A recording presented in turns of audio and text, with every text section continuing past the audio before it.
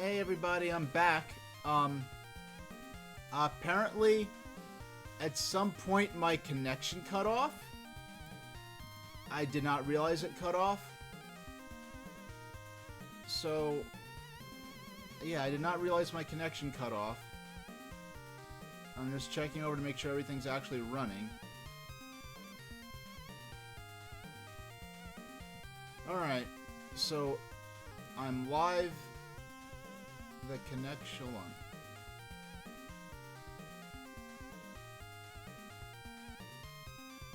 Alright, everything seems to be running okay. I don't know why it cut off. It cut off in a way that never quite happened to me before, and it didn't even alert me on my broadcast software when it happened, so I was just talking to nothing for a few minutes, so excuse me. So while we wait for a second, so this is the Premier DM100. I have no idea. I'm right here. You don't see me, Azurest? You don't see me? Hold on.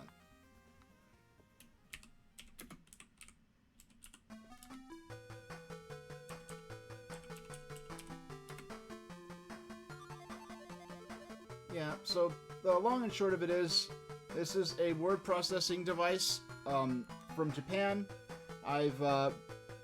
It's really changed my whole life. That sounds really dramatic, but it really transformed my ability to write and work on projects, and as well as my personal poetry and prose and stuff like that. So if anyone's out there who needs, for school or educational purposes or recreational purposes, just a really great dedicated writing device, I would strongly recommend this. You're gonna have to import yours from Japan. Mine is pre-owned. I don't even think they make that model anymore. The other dedicated writing device I was using before this is the Alpha Smart Neo 2. They stopped making these in 2014, but you get pre-owned ones of this pretty cheap, and it basically just uses a technology akin to a child's toy laptop from '97. You word process on it, and hey, Max Buhairi 1? Max Buhairi, am I saying that right? Am I saying that in any manner close to? Yeah, I had a little, I was just talking about some writing devices that I use for word processing and stuff. I was just killing the time because I had a countdown, and then I went on camera, and then a minute into my sort of opening spiel, suddenly the stream cut off, and I didn't know, so I just want to give a couple minutes for anyone watching to jump back in. But yeah, we're going to be playing Pokemon Puzzle Challenge down there on, you already see running on the Analog Pocket. Later we're going to be playing Puzzle League. And so let's get started. Now, I'm just going to drop the system here. And if you're not familiar with this, oh, well, yeah, okay. Alright, I said the Arabic way of saying it. I was about to go into Arabic versions of my own, legal name, but I don't want to dox myself online. The last letter of my screen name is a kind of an allusion to it. How my name would be spelled in Arabic, or said in Arabic. But anyway, yeah, there's Pokemon Puzzle Challenge. And, which is a game I always wanted back when it first came out. And we're just gonna go ahead and press play and get moving. Now, yeah, my screen name is interesting. It's an allusion to how my name would be pronounced my street name would be pronounced in Arabic, as well as kind of a weird pun or play on words that only makes sense in American Sign Language. But yeah, we're gonna start this just like last time, and get it started with just playing the regular game on Marathon Mode. I love playing Marathon Mode, starting on the slowest speed and difficulty, in which it gradually increases difficulty automatically. So it just starts us off slow and then just gets increasingly intense. Now, this month, I've been playing a lot of games in this series, which could be called I guess the Panel de Pon series, or the Panapon series. In English-speaking countries, it's kind of been, Nintendo has fallen on using the branding Puzzle League to describe this series in general, which is kind of ironic because the only reason this series became known as Puzzle League is because Pokemon Puzzle League for Nintendo 64 used the name Puzzle League to try to tie in the game with, Pokemon, with the idea of the Pokemon League. Well, I mean, you see my tags down there. If that's not, the reason I use those tags is so if there's something in the stream you don't like, you could go ahead and not use it. Well, it's funny, because, I mean, I've had people say, like, oh, you're a gamer, you seem like such a nice dude, or they'll find out what my hometown is, like, oh, you're from a such and such place, like, you seem so intelligent for someone from such and such place. But, yeah, no, I like, what I would describe, I just sort of like creatures and cartoony sort of character designs.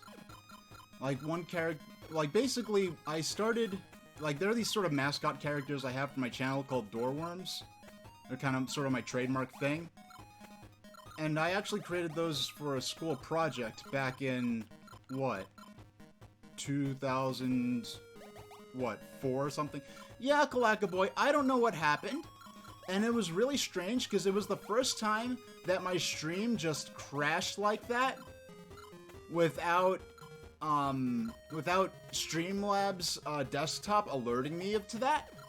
So I stalled for a couple of seconds talking about my Pomera DM100 word processor and the like, and I went ahead and just stalled on that to give people a chance to rejoin the stream or realize that I went back live, and also to see if I would cut off again. I have to go into Streamlabs and make sure that I have it alerted so that if I go offline, or that the connection gets cut, it alerts me. Because I was still delivering monologue talking about my, my desktop thing, as I was playing. But yeah, but no, Max Bahiri, I would really go as far as to say, like, I wouldn't really assume anyone you run into online is gonna be a good or a nice person, you know, even if you watch them a lot and you like their on-screen presence or something like that, because you never know how much someone's just putting on something for the camera, or, you know, what's going on in real life or something like that, because I think there's this element where when someone's on television, like, yeah, I guess because the stuff on television is pre-curated by a bunch of people in a boardroom somewhere, right? And so it doesn't feel as personal when you are watching a certain personality, even if you like their on-screen presence, if it's like a television host or anything, or some kind of presenter, or someone on a DIY instructional show, or something like that. But then when you get into the online space, you really have a lot more, the end user has a lot more power over what they do and don't watch. So when you watch someone on the internet who's, you know, an amateur, or someone who's broadcasting themselves through a platform like YouTube or Twitch, I guess it feels a lot more personal, because you are electing, I mean, yeah, there are algorithms and things like that on these sites to guide people towards certain personalities where the platform holder believes that patronage of those particular people is going to be more likely to drive revenue to their site. Like, oh, if more people watch someone who we know has a proven track record of getting people to like them, they're more likely to buy bits, or do super chats on YouTube, or buy merch, you know, on Streamlabs, you know. But because of that, I think people can get complacent or feel like they have a more personal connection to someone than they actually do. And so then if something happens where they feel like they're friends with them or something like that, and then that turns out not to be the case, it's kind of, it feels a lot more like a personal betrayal or a personal disappointment. when it really ideally shouldn't have, or, you know, where people shouldn't, you know, set themselves up for not, I'm not saying, like, you know, like they say, never meet your heroes, right? But, you know, there's a weird balance in terms of the relationship between, oh, now watch this, I'm going to set up a cool combo with these hearts. I'm going to set up a 5-chain right there. Well, no, wait. I'm going to set up a I'm going to set up a combo, watch this. Boom, and now those green ones are going to fall. Boom. Yeah, that was cool.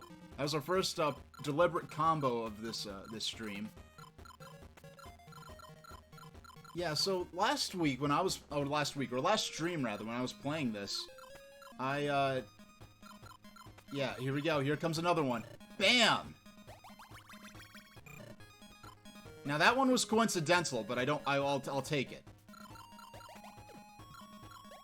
Yeah, I've decided not, I don't know, it doesn't feel, there are a lot of those times where something happens to take place, and I could try to play it off like, yeah, I totally meant to do that. I don't know, I find it more satisfying to say like, no, that was an accident, that was just sheer chance. And I'm not quite sure to what extent they intend for players to, I guess, to what extent they set these pieces up in patterns as they scroll up from the bottom, with any sort of, if they're purely random, or if they're set up with a particular expectation for players to be able to play through them, or to find those combos and chains and set them off and set them up deliberately.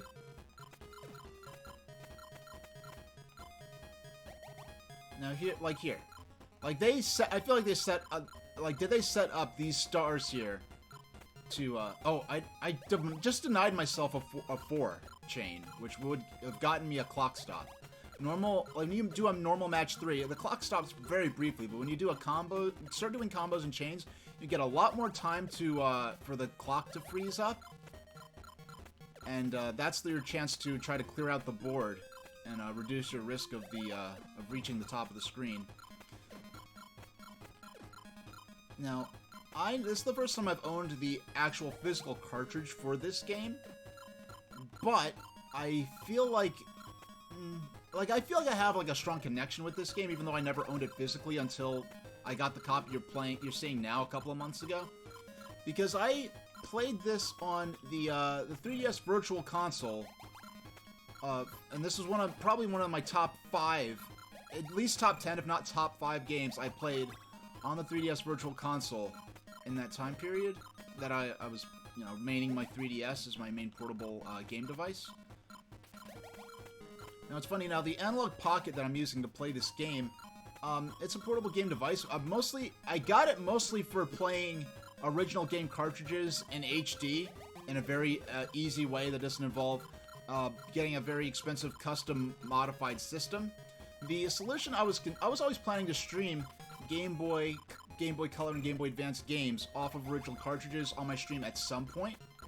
How I initially thought I'd plan to do, my initial idea for how I'd do that was to use one of those devices, I think that are a lot fueled significantly by the Smash Brothers community, that's centered around Smash Brothers Melee, because they have these devices that you can plug into the back of a Gamecube that lets it output into HD, to an HD monitor. I was thinking I'd use one of those along with my Game Boy player. Well, aside from the fact that my Game Boy player and Gamecube are in a different state right now, actually...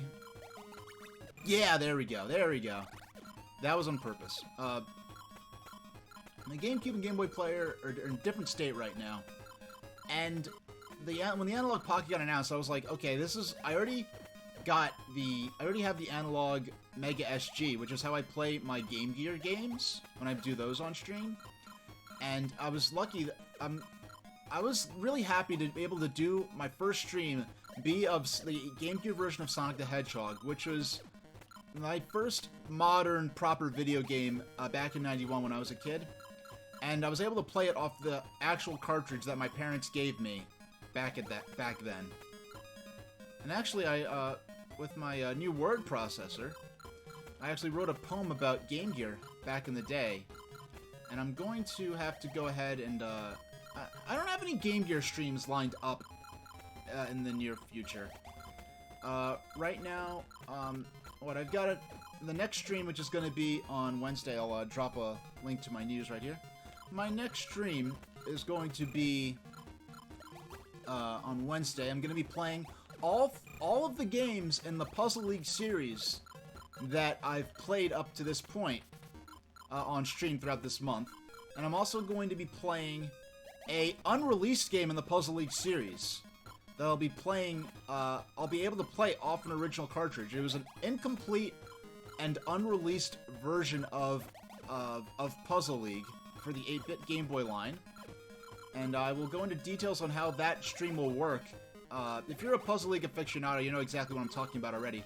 But I will go into details on how that stream will work next week.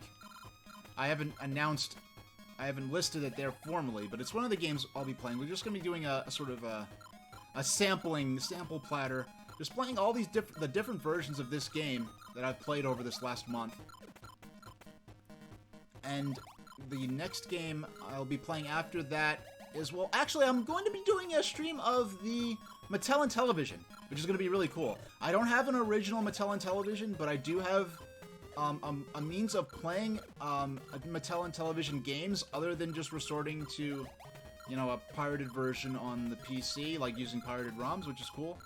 Now, when there's no other option, I will resort to unofficial means to play the games, but I appreciate being able to play games or demonstrate the games in a manner that in some way or another reflects their official release history, whether it's playing them off of the original cartridge, as I'm doing right now, even if it's not on the original console. I'm playing it on an original copy of the game from back in the day that belonged to a little girl named Brittany, or at least I'm presuming they're a little girl. They only put a couple of hours of gameplay into it, so I don't think this is one of their favorites. And Brittany's save file is actually still on here. I'm never going to erase Brittany's save. I love when games have a bit of history to them.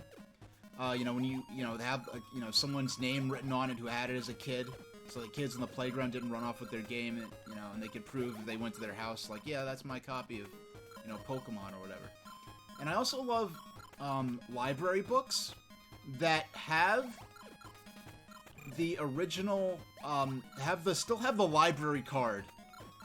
This is obviously pre-digital era library books that still have the library card in the back with the names of all the people who borrowed that book written out on it is amazing. I imported a copy. I was 15-ish years ago. I took an interest in the Linton and Barnstable Railway in England, which is a narrow gauge railway, a 2-foot gauge railway that opened in Wales, that linked the towns of Linton and Barnstable in Devon.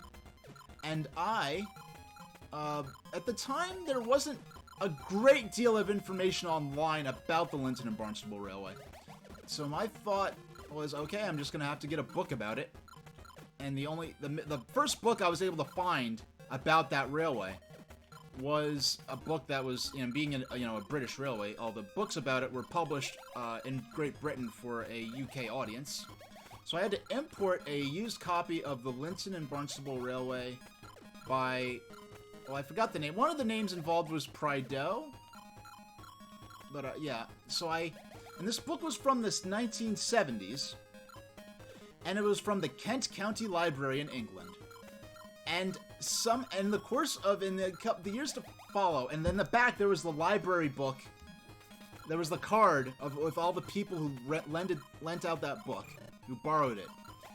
And I ended up finding on an online community for, railway history and British narrow gauge stuff, someone was like, I was mentioning that I had this copy, and they're like, yeah, that I can tell you with absolute certainty that I borrowed that copy of the Linton and Barnstable Railway book from the Kent County Library in the early to mid 80s, and my hands have been on that book. My name is in the back of it, and that book was in my home back when I was a teenager, which is a really cool thing to run into. I love when you know, like, a bit of the history of an item. But all that was to say, yes, someone named Brittany, a kid named Brittany, used to own this copy of Pokemon Puzzle Challenge. And I'm never going to erase Brittany's save file, even though they probably didn't play the game that much, because they didn't. Now, I wonder if this game had these sort of fairy girl, magical girl motifs of the original Panel de Pon, if Brittany would have been more enticed, if the theming would have made it a bit more attractive to them. But I mean, I feel like some relative or parent or someone knew them enough to know they liked Pokemon, but maybe I would presume they liked Pokemon. I mean, I don't know. I'm just running my mouth now, but I mean, that's kind of what I'm here for right now.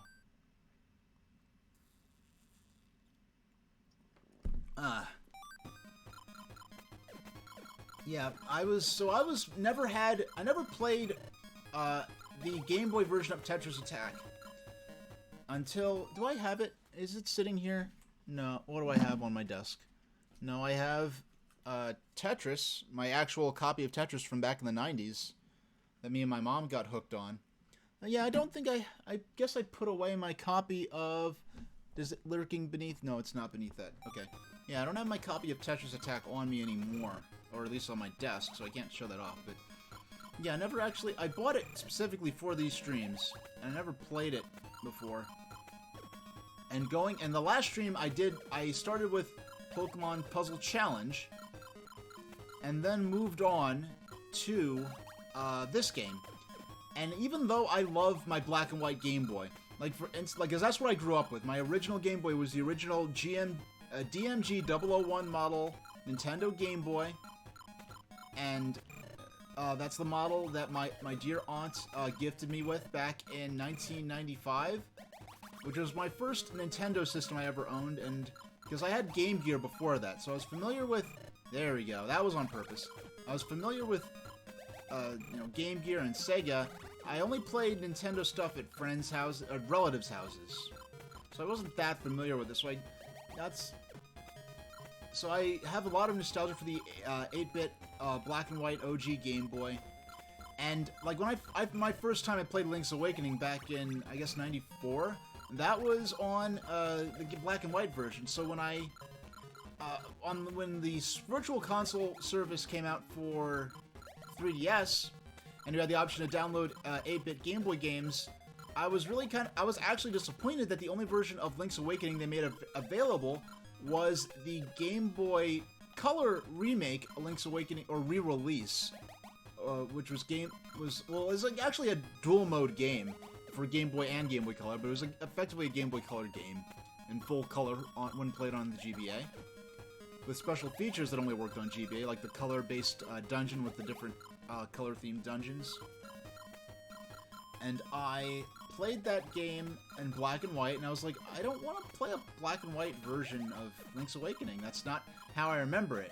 Now, ironically, on the other hand, I was really, like, if there was there are hacks, there are fan modifications out there of Super Mario Land 2 6 Golden Coins that are in color, like as though they released a DX version for Game Boy Color of that game.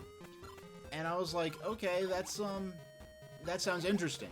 They made a colorized version of Super Mario Land, but I really can't stand the version that's out there that I've seen, because sadly they decided to alter the sprite of Mario in Super Mario Land. Like, they colorized the game, which is what you'd expect, but they made the sprite bigger and more detailed. They made a custom, more detailed sprite. And I'm like, that simplistic, blocky little Mario sprite is so much of the character of Super Mario Land to me. I played Super Mario Land on stream a few months ago. I guess a few months ago now. It has been a while ago. It feels like not that long ago, and at the same time, it feels like a lifetime ago. Especially with, events, turbulent events in the world situation. But yeah, I played Super Mario Land, and that was a fun stream, because what I did, I played Super Mario Land, I started the stream with Alleyway, which is another Game Boy launch title. I played Alleyway for like a half hour or something. Then we watched a few period-era videos from, promoting the original Game Boy around its launch period. And it's kind of funny watching them having to explain the concept of Game Boy as a new thing. And, it's a handheld electronic video game, but it's not like those Game & Watch or those Tiger handhelds where it's just a single game. It has interchangeable cartridges with proper full-fledged titles like the Nintendo Entertainment System. And we watched some original Game Boy commercials from around the launch of Game Boy, and especially commercials that did a lot of selling of the Game Boy to adult professionals who might have long plane times, sitting around in an airline terminal waiting for an airplane to come, waiting for their flight. People who had long commutes to work on trains or subways or buses. And I really do think that really helps set the mood for that stream. We also watched a video for Nintendo sales reps that would install and maintain the Nintendo Game Boy demo units in retail stores. And we watched the video guide for those sales reps on how to maintain the display unit, how to change out the games, how to troubleshoot them, and how to explain the Game Boy to potential customers. And because of that, I think it helps set the mood for the game when we actually started playing Super Mario Land. Now, I played Super Mario Land back in the day, but I was a much younger player then, not as talented as I am at games today. And it was actually the first time on that stream, it was the first time I ever beat Super Mario Land on an original cartridge. And there we go, that was on purpose. And now, this one... No, okay. It looked like I was about to get a bigger combo there than I did. Now let's scroll. Bam, there we go. We have, I see some potential with... There we go. I'm gonna freeze, get some time freeze there. And clear that. And I got a lucky combo right there. Use that time freeze to shuffle some of these blocks down. It's never productive to just shuffle blocks around just to get them keep them away from the top of the screen. But it's a great way to make sure that you keep the blocks in play. It's a good way. It's a good survival tactic, but it's a desperate one. It's not one you want to have to use, frequently. Ideally, the thing to do is to just clear the blocks off the screen, get lots of combos and chains, and combo. And no, I couldn't set that up quickly enough. And scroll that down.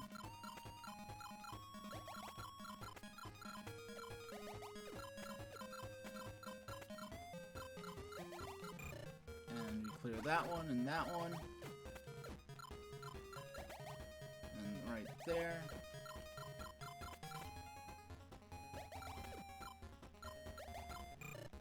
And we clear those three. You get those hearts, and we're out of matches. Well, we have one more match we can make with these stars. Yeah, it's impressive because of the way this puzzle game works. Like, they made a Game Boy version of Dr. Mario. And I saw kind of how that worked, and it's like, yeah, you're really pushing the limits of what you can get away with doing Dr. Mario on the Game Boy. But Tetris Attack Puzzle League, on the other hand, is a puzzle game that even in the black and white, because my first version of Pokemon Puzzle League, or my first version of the series was Pokemon Puzzle League on N64, which I admit I only got because of the Pokemon branding. And then it turned out to be a great puzzle game that me and my mom and my dad could play together. Boom. Okay, got a combo there.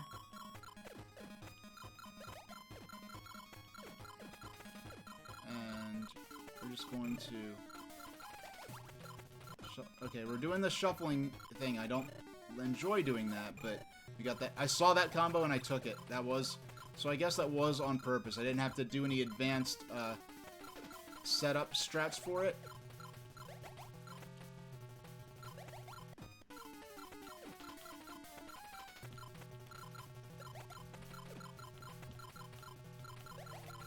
Oh my gosh. No, I choked. 24 minutes and 18 seconds. Last time I actually managed to break the 30-minute mark. But that's a nice fun way to start off on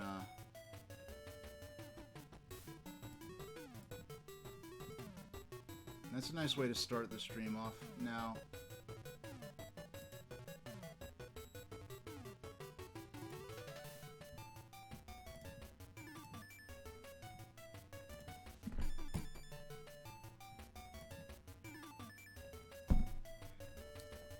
Alright, just check and make sure my frames are good, because I had a weird thing earlier in the stream where my stream cut out in a way that I'd never seen it do before.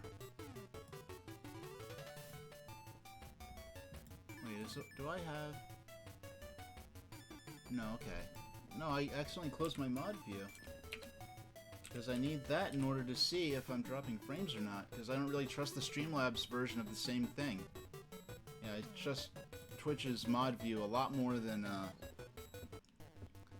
Alright, so let's check this out. Now, one thing I noticed late into the stream last time was that this game is the first 8-bit version of the game I saw that had this. Well, the first 8-bit version. It's the second and last 8-bit version, at least that actually properly hit retail.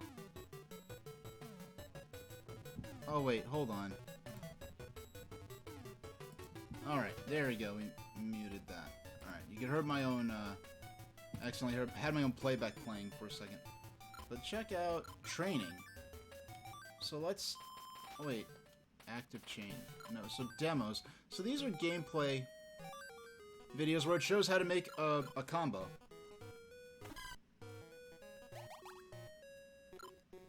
So this is just showing basic, just dropping blocks into place, right?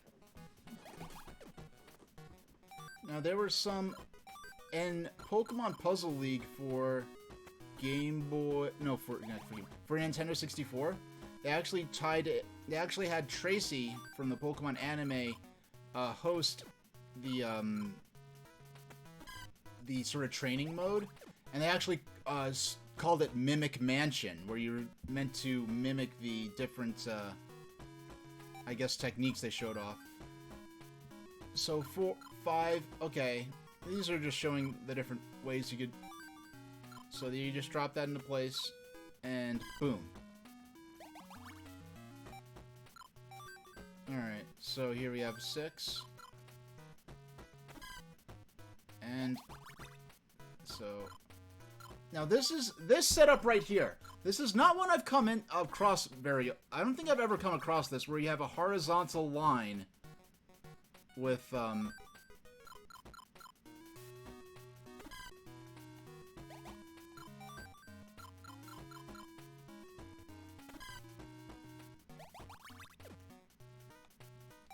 and so okay, so here, okay, that's just dropping these into place. Okay. But when you get to the 10, okay, 10, this is a setup I don't think I've encountered before in particular. Where you're setting off like an L-shaped set and a straight vertical column at once. And here's, I don't think I've seen this setup before. But let's see, the 10.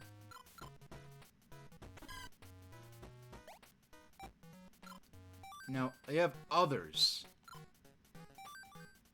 Okay, this I've done. This I've definitely done right here. So here we've got... I've never seen that setup before. Like, some of these setups are so specific, it's almost... Like, yeah, I think they're covering every possible way you could score points in this game. But this combo is so specific, I'm sure it's like a 1 in a million. Oh my gosh, look at this one. 18 and 18 combo.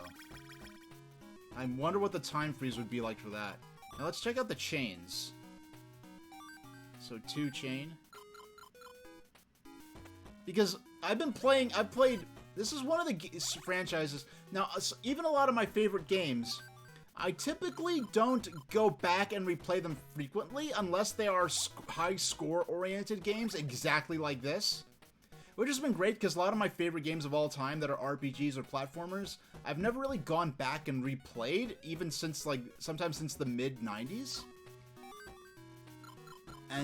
But these high-score games, I do go back and play a lot. Stuff like NES Pinball, stuff like games in the Puzzle League series right here. And watching how these work, watching how these combos can be done, even as having done a lot of gameplay in this series. I mean, I never consider myself a pro player because people get absolutely ridiculous with how well they can play this game. But for me, I'm actually just seeing new ideas. I'm genuinely learning from this. I'm genuinely seeing new ideas for how I can play the game, ways I can set off combos and get higher scores. I don't care so much about the scores so much as I care about beating concrete win conditions like, oh, clear below a certain line. Or that's why in Tetris I enjoyed, when I figured out how to play Tetris, I loved playing the mode A, but when I found mode B, where there's a concrete goal of clearing 25 lines, that's when I really started to fall in love. Now let's look at this. This is an interesting setup. Clear those three.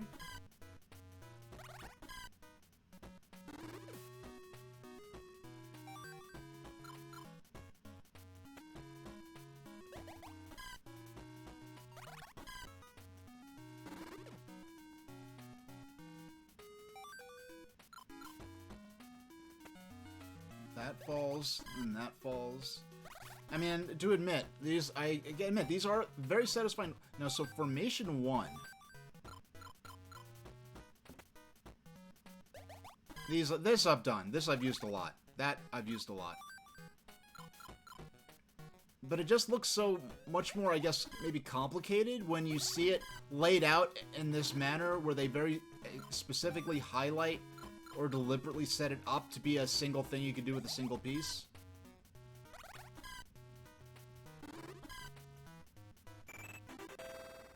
Yeah, I've pulled off a few of those over the years. Now, this one here, so now the hearts go, then the blue ones go, and then the purple ones will be last. There's some where you get to this point, it's almost like you either have to be like, have superhuman cognition skills.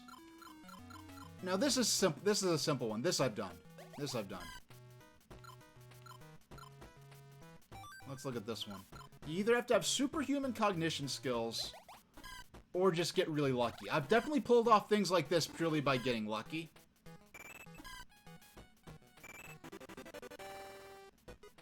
Alright, let's check out others. Let's see what... The others are, like, the unspecified, like, other sections I find to be the most interesting in these tutorials. Hold on, I looked away for a split second to look at my water bottle. Let's look at that again. Okay, that sets off the other 9. Alright. So let's see what this... Because right now... Like, where do I make the... I'm looking at this. Where do I make the move? Okay, well, I mean, the cursor's already... Oh, that's cool! I can pause the tutorial and manually trigger it. So let's see. Is it this one?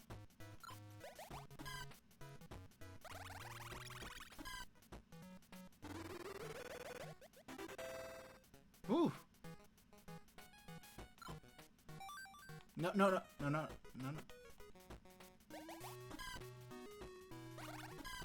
Alright.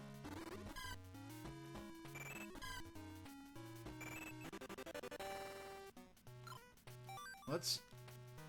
Okay. Where do I mean, there's... I mean, the move is obviously going to be right here. And I think there is an actual, like, puzzle mode where you're deliberately doing these things and you have to clear the board in a certain number of moves.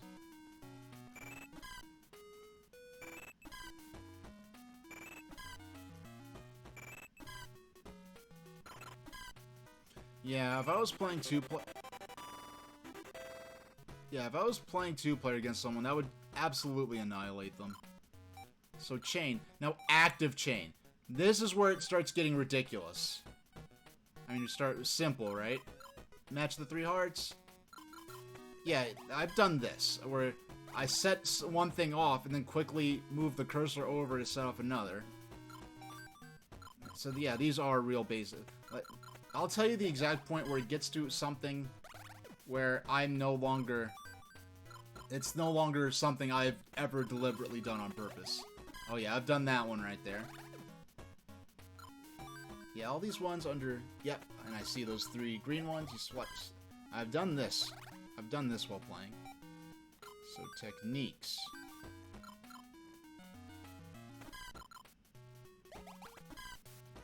That I think... Yeah, that I do know I've done. I mean, more often than not, I try to do that and fail.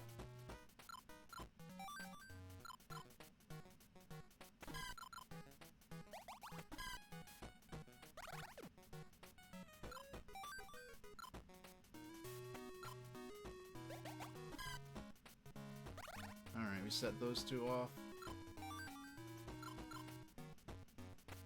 And we match those three, and those three.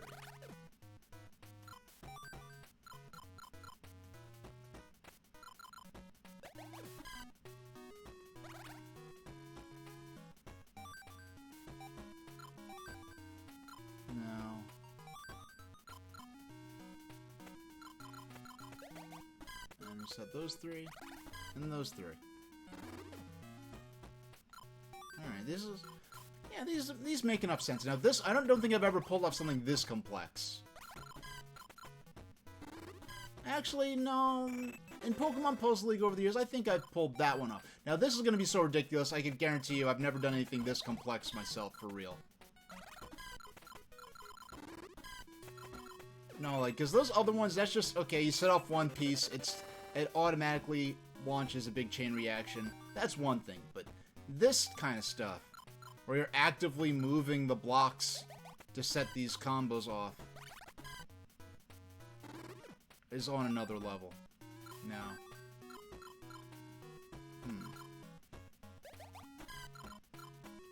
So those two, and those three. Yeah, I didn't get a chance to properly look through all of these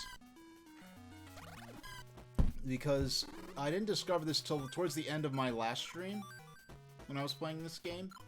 Now, the last stream, I somehow forgot to make a layout for this game, so I had to play this game with the frame for Pokemon, with this looking like it was running on a Game Boy Color.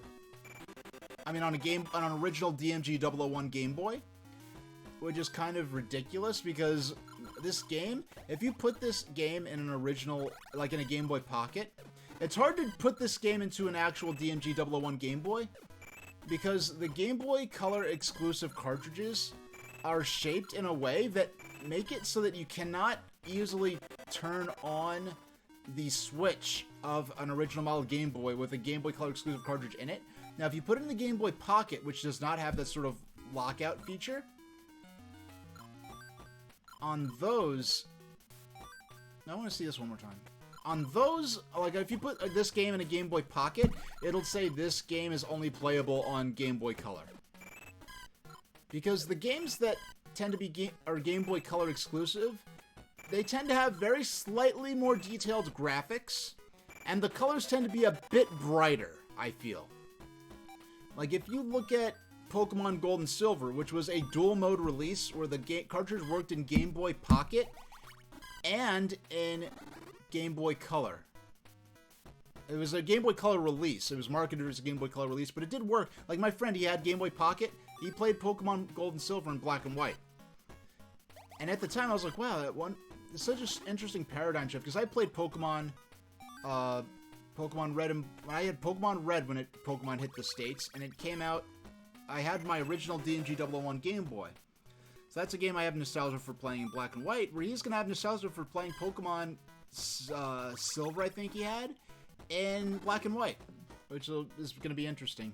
But the point of all that was, Pokemon Gold and Silver was a dual release, and in Ecruteak City there are those two towers, and one of them is supposed to be half burned down and like partially collapsed.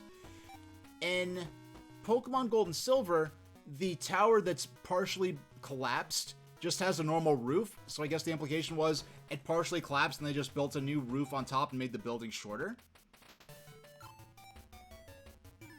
So, demos. Study the techniques. Let's try this. Okay. So here I actually have to set them off myself.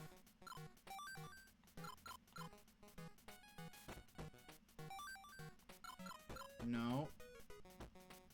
Okay, so that's what I have to press start to play. And by the way, I'm playing with the Nintendo Switch Pro Controller, which is plugged into the dock you see on my camera.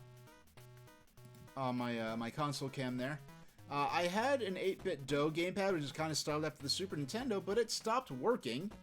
And in a pinch, well, it worked, but like the D-pad switch was like the switch mechanism on the D-pad was malfunctioning and giving bad inputs. So out of desperation, I just, well, it's USB-C. Let me plug in the Switch Pro controller, and it just automatically started working, which is almost un-Nintendo-like. But okay, so we have to. Yeah, I didn't. Yeah, so now we watched all that. So now we're just gonna set them off. We have to set these off. Now I'm actually doing this myself.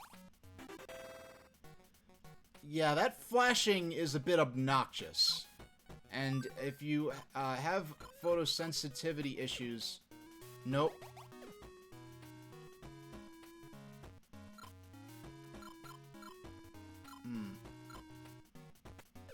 Nope, no, that wasn't it.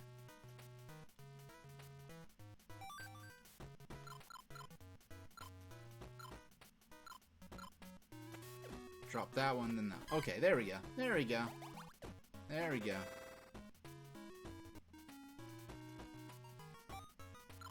So let's try the 5s now. So this one's easy. Boom. Solved it. Okay.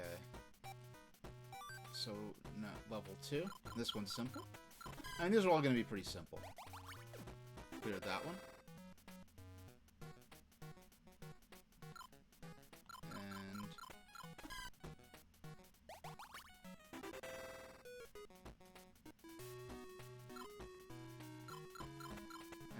Cleared that one.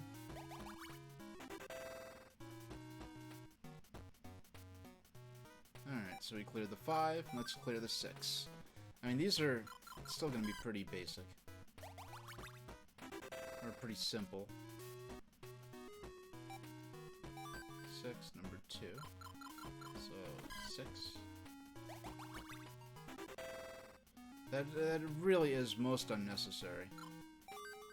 I wonder if... I have to check this out on my 3DS. I have to see if they toned down this flashing effect. Because I know when they released Earthbound on the Virtual Console service, they made sure to tone down some of the flickering effects in certain certain battle animations to be less hazardous to people with photosensitivity issues.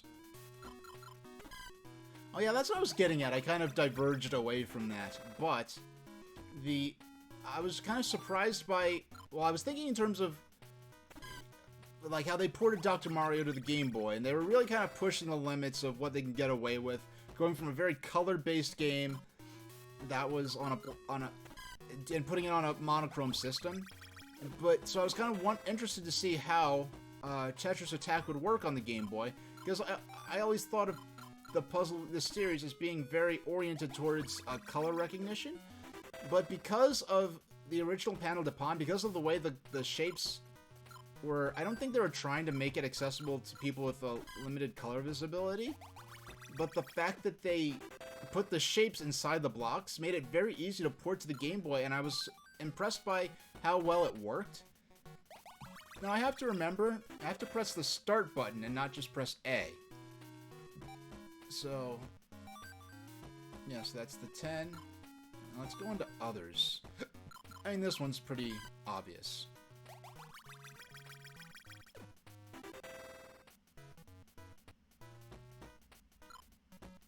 Alright, so we're just going to move this block. There we go. And 6.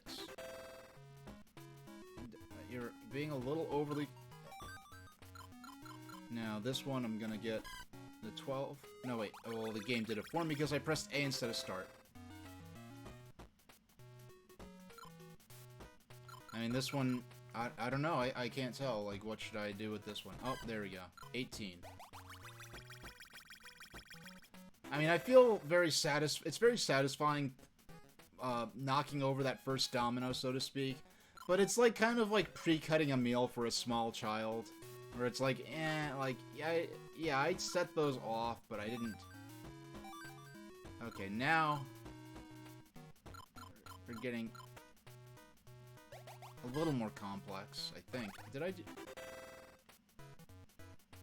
Like, I don't suffer from photosensitivity issues, but that is that flashing is very obnoxious.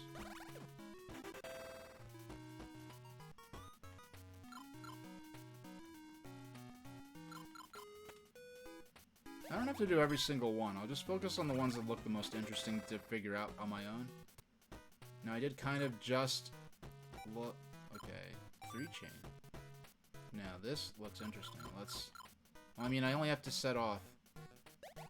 We're still at the point where we only have to make a single move in order to clear the screen of the target blocks. So here, the stars, the purple clears, then the green clears.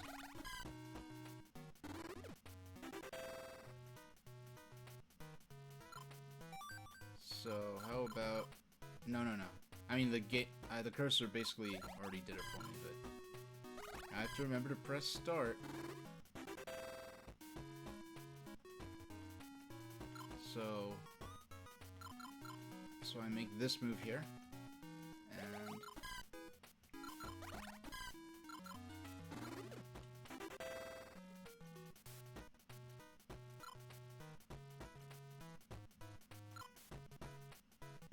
So, yeah, this is...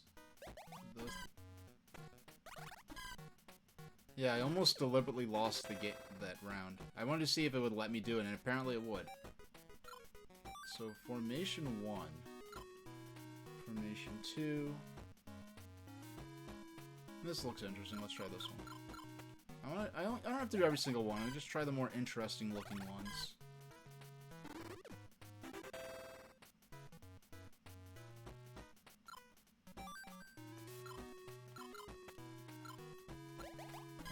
Those three. Those three.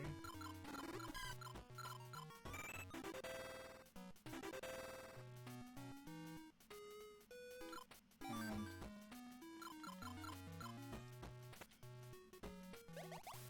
those three. Those three. Those three.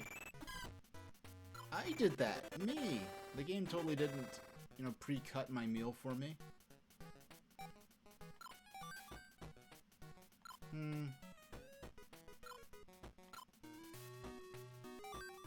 I'm interested... Okay, it'll be this one. I'm interested in... Like, the active chain ones are the ones where I'm gonna have to genuinely think. And figure it out on my own.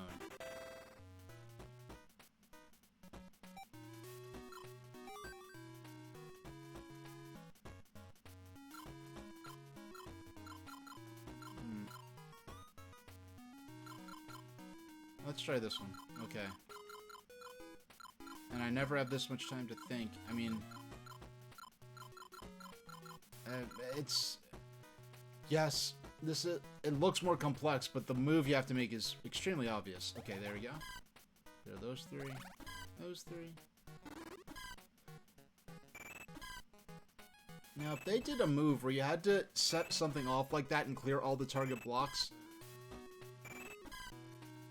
A mode where the non-target blocks were also, like, colored in like any other block, and you had to use a combination of chains and active chains and combos to clear the board, or to get, it'll just say like, oh, get an 18 way, an 18 or something like that.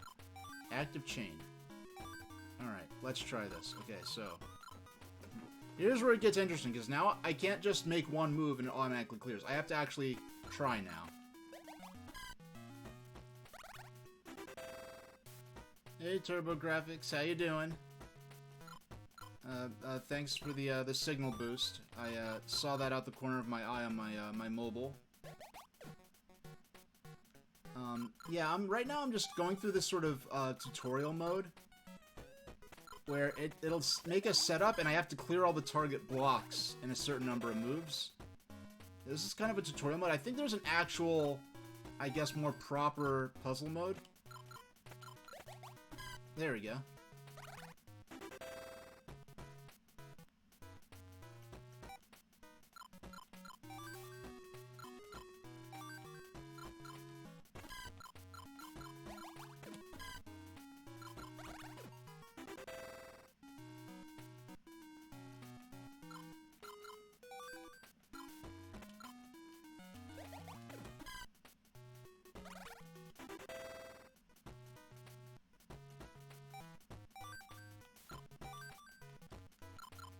Alright, so we clear those 3.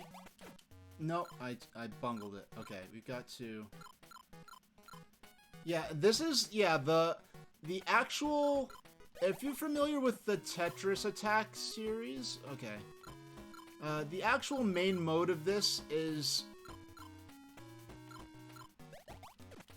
Okay. Well, let's try. Okay. No. I didn't get that. Because the point is, you have to get... No, I bungled it. Okay.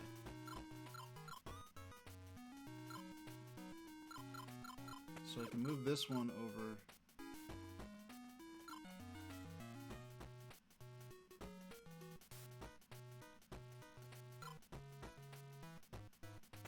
So I can put this one here. Clear those 3. No, I had the right idea. Okay, so how about... Yeah, and it's kind of funny, because if you're looking at this out of context, there's nothing Pokemon-related going on right now. In terms of what's the... Well, I'll just show you. This is what I was supposed to figure out on my own. Oh, I clear the bottom ones first, then move over the red one. Okay, that's what I was supposed... That's the game wanted me to do. And then... When you get... Insane. Now, this isn't me doing this. This is the computer, wait, no. This is the computer doing this. This is what you're actually supposed to do with it. Wait, in this situation. Watch this.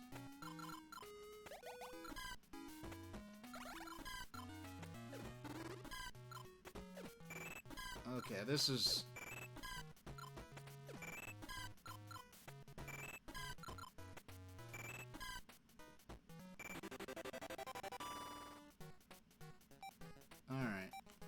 Let's practice and demos. Alright, so you got controls, options. Now, this game belonged to a little girl named Brittany, which is adorable. They playtime 4 hours and 39 minutes. About 75% of that playtime was put on by me, so I don't think Brittany enjoyed this game a whole lot. But yeah, let's go back into... Oh, okay, here's... I'll show a little... Line clear, time to get a high score. Battle gem leaders. Let's continue. Let's show you off if you're new to this. Yeah, no, I've been playing different... Throughout this entire month, I've been playing different versions of this one game. In fact, later, in the next second half of the stream, we're going to play a version for Game Boy Advance, which is going to be interesting because the Game Boy Advance version of this game is the first version of this game that is not themed around anything in particular. Like, there are versions of this that tie into Pokemon, there are versions that tie into Yoshi's Island, and there are other versions that, the original iteration of this game was sort of had a fairy girl, magical girl sort of thing going on. But this one is just called, on Game Boy Advance, just called Puzzle League. But this is sort of loosely based around, I wonder if you've improved. I'll be the one to test you. So this is a very rough... So here we have some of the Pokemon stuff going on. We'll go with Cyndaquil. Unfortunately, you cannot get Quilava, but we can see Dragonair there on the bottom, and I do love sea serpents as a sort of creature design motif. Unfortunately, we're going to have to beat the mess out of this Dragonair. So this is Puzzle League. You know, the original version of this was called Tetris Attack, at least in its Western release. The Tetris Company, since, well, Trip Hawkins of the Tetris Company has since openly admitted that he regrets allowing Nintendo to use the Tetris branding for this, because he basically just did it so he could get money from Nintendo, but he was reluctant to do so because this game, well, Tetris Attack the gameplay was not in any way a derivative of Tetris. It was a completely original puzzle game concept. Now, I love Tetris. I have my fond nostalgia for Tetris. I think my favorite versions of Tetris are the Game Boy version, and the Nintendo published version for the DS, which is just called Tetris DS. However, they, I do believe overall that a Puzzle League as a franchise, or Panopon, or Panel de Pon, is a better puzzle game, a puzzle game I enjoy more. But how I've started each of these games, and I always start, and this is true in my personal free time sessions of this game, I'd always start on the marathon mode where you play endlessly, and I'd start by simply playing on the slowest, easiest mode. And the cool thing about that is that the game gradually increases in difficulty as you play, and even within the same session. So I think one of the reasons they decided to call this Tetris Attack is because I feel like, yes, in Tetris we're about to defeat this battle right here. We got a 2-chain, and that should knock them out. Yeah, there we go. Poor Dragonair. I'm sorry, Dragonair. We had to beat you up a little bit. Look at yourself dizzy down there. You can only make horizontal changes, so you have to drop... Yeah, you have to... Blocks enter the play field from the bottom. You drop them into place.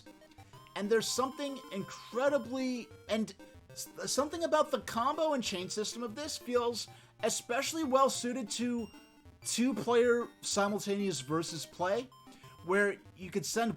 Like, you get combos by building... You stop... When you build combos, when you build normal match 3s... Okay, so we beat easy mode. Yeah. So challenge, we're gonna go with normal. I think we went with easy last time. Hi, how's the challenge so far? Opponents on the normal path will be harder than those on the easy path. You will see trainers other than the gym leaders too. When you beat those trainers, well, just wait and see. It will be tough, though. Yeah, you can only make horizontal changes. And in the background is the, is a 8-bit rendition of the map of... Yeah, it's not just the map, like the in-game map of the Johto region from Pokemon Gold, Silver, and Crystal. What it is sort of an 8-bit pixelized rendition of the hand-drawn map that appeared in promotional material, which is interesting. I've been waiting. Well, let's begin. So we're going to choose our Pokemon. Let's go with Totodile this time. Yeah, when you perform matches of more than 3 or more, you get the inflow of blocks from the bottom of the screen will freeze for a moment. The bigger your combos and chains, the longer a time freeze. So it becomes essential to make those combos and chains to freeze the time to give you time to clear the board so that you can survive. Now, he sent a garbage block over. So what I'm going to do, I have to make a match 3 or more, and those blocks have to be touching that. So I make that combo with those 3 triangles, and now those turn into playable blocks that I could use to make moves with, like, normal play pieces. Now, in this mode, on the right, you see a sort of a life bar there. By making combos and chains, I decrease the opponent's life bar down. Now, the conceit here is that this is somehow supposed to be a representation of a Pokemon battle. And the funny thing is, this series became known as the Puzzle League series in Japan. Like, the Game Boy Advance version we'll be playing in the back half of the stream is just called Puzzle League. But the reason that the series became... And then there's a version that was sort of included as a game within a game in Animal Crossing on 3DS. That's unlockable via Amiibo. And that version is called Animal Crossing Puzzle League. And then there was a version on DS called Planet Puzzle League. But the reason the series is called Puzzle League in English-speaking territories is because the N64 version of this game, which came out before this, was called Pokemon Puzzle League. And the reason they called it Pokemon Puzzle League was to tie in with the concept of the Pokemon League. And it was kind of a desperate attempt to tie it in. Now, to be fair, this game, yeah, like the Pokemon stuff, is kind of window dressing, but Pokemon Puzzle League on N64 actually goes well and above and beyond out of its way to sort of tie it into the Pokemon... mythos. Now, the interesting thing about Pokemon Puzzle Challenge, which is what I'm playing here, and Pokemon Puzzle League on N64, which is my overall favorite version of the game, is that Pokemon Puzzle League is, yes, it's a puzzle game based on the Pokemon IP, and so is this. This is also a puzzle game based on the Pokemon IP, and they're both versions of the same puzzle game. But this game we're playing, Pokemon Puzzle Challenge, is based on the Pokemon Gold and Silver video games. But Pokemon Puzzle League on Nintendo 64, which was actually a US exclusive, made specifically for the US market, is actually made one of the only Pokemon video games that ties into the Pokemon anime instead of being tied into the Pokemon video games. And that gives a weird And that game was based on an incomplete and canceled version of Panel de Pon, which is the original sort of iteration of this game in Japan. They're making a Panel de Pon game for Japan. They canceled that and turned what they had done so far into Pokemon Puzzle League, as I understand it. So basically, you have a video game in Pokemon Puzzle League that is a video game is a puzzle game spin-off of an existing video game IP. That was a reskin of a pre-existing puzzle game franchise. And that actually, and doing that is one of the only video game versions of that IP that is based on the televised cartoon adaptation of that game instead of being based on the original video game sort of universe.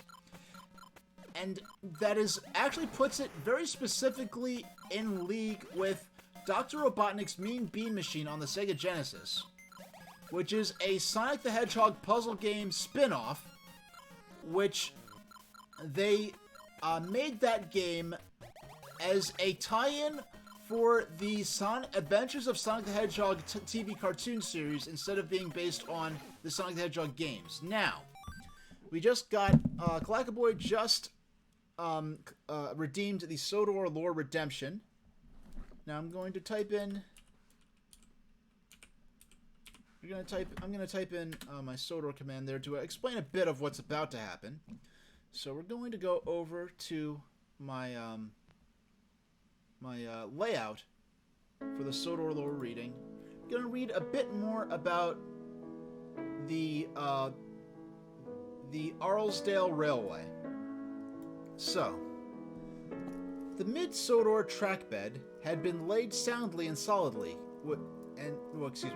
The mid-Sodor trackbed had been laid soundly and solidly constructed whenever possible. Their stations and structures were used. Track laying, therefore, went ahead rapidly under the direction of Mr. Fergus Duncan, the general manager, also known as the Small Controller.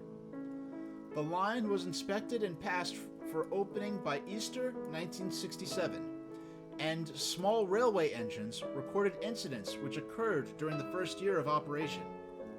Many improvements had been since made. The semi-open coaches were replaced by closed saloon coaches built at Arlesburg Works. The opens have been retained and are always popular in fine weather. Blister 1 and 2 were acquired to assist in the construction of the line, and the locomotives are now used by the plate-laying gangs for shunting at Arlesburg. The railway also built the diesel locomotive Frank in 1967 for shunting and empty carriage workings, and acquired Sigrid of Arlesdale in 1969, who takes employees and to and from their places of work, as well as other trains. The most reliable of steam engines sometimes fail, or as more often happens, extra passengers require the provision of a relief train when no steam engine is available. The traffic increased so much that a fourth steam locomotive had already been required. It was designed and built in Arlesburg Works in 1967. Mid-Sodor Railway Number 10, Douglas named him Jock for his yellow livery. So yes, so that was some lore from the world of Thomas the Tank Engine. Even though it mostly sounded like I was just reading history from an actual railway, which is how the backstory stuff for Thomas was actually written. It was always written as though it was a real railway, and that the the railway series stories were stories about real railways that were sort of anthropomorphized with talking machine characters. Now, we're gonna get a combo right here.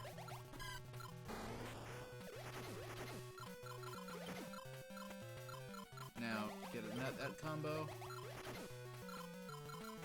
Yeah, just with those few moves, we decreased their HP by half. So, thank you very much, Kalakaboy. We're gonna clear those garbage blocks. Yeah, so watch. We get those, when we get that clear, we froze time very briefly. And the more combos we make, the more, oh my goodness. Are we going to lose? I don't want to lose. Goodness. Okay, so we're gonna get those 3. No! Okay, we froze time it. We got another time freeze there? Okay. We made that by a matter of frames. So we get these 3 purples, we're gonna make another combo. And because we got 4 more, we get a significant time stop there. Well, not significant, but more than the normal match 3 combo.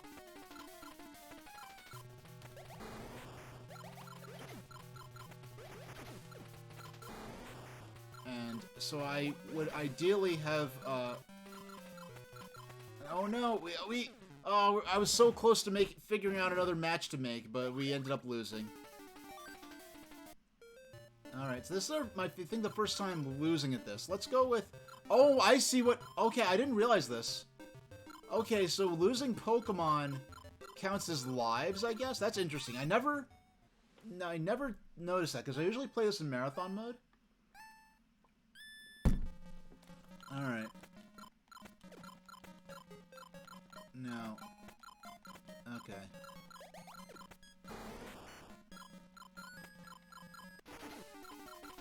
So we're already...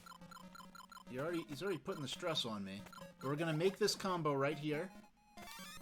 We damaged the enemy, and we cleared those garbage blocks into usable playing pieces at the same time. Now, we cleared those 3. And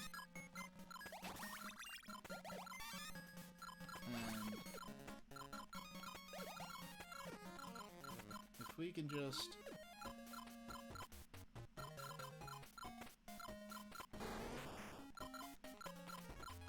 So we're gonna... I feel like... Okay. I just bet on something that didn't work out, and it put me in danger. Now, I had a few moments where I could have went for a combo, but... Alright. Okay, so we got that combo going. You're gonna match... No. Actually, I did not see that coming. I didn't mean to do that. I destroyed one combo trying to make another. And that lost my tempo, and I got distracted and missed out on a couple of good moves I could have made. So... drop these 3, got that forward going. Now... No, I didn't have time to figure out something more productive. Now if I drop that down, now I can make... There we go. Now I waited for that next garbage block to fall so I could clear them all out, because I knew I was about to clear those anyway. Because when you make a valid match, the entire set of blocks... Now we're going to clear these garbage blocks right here. And, oh! I didn't realize I was that close to beating the stage.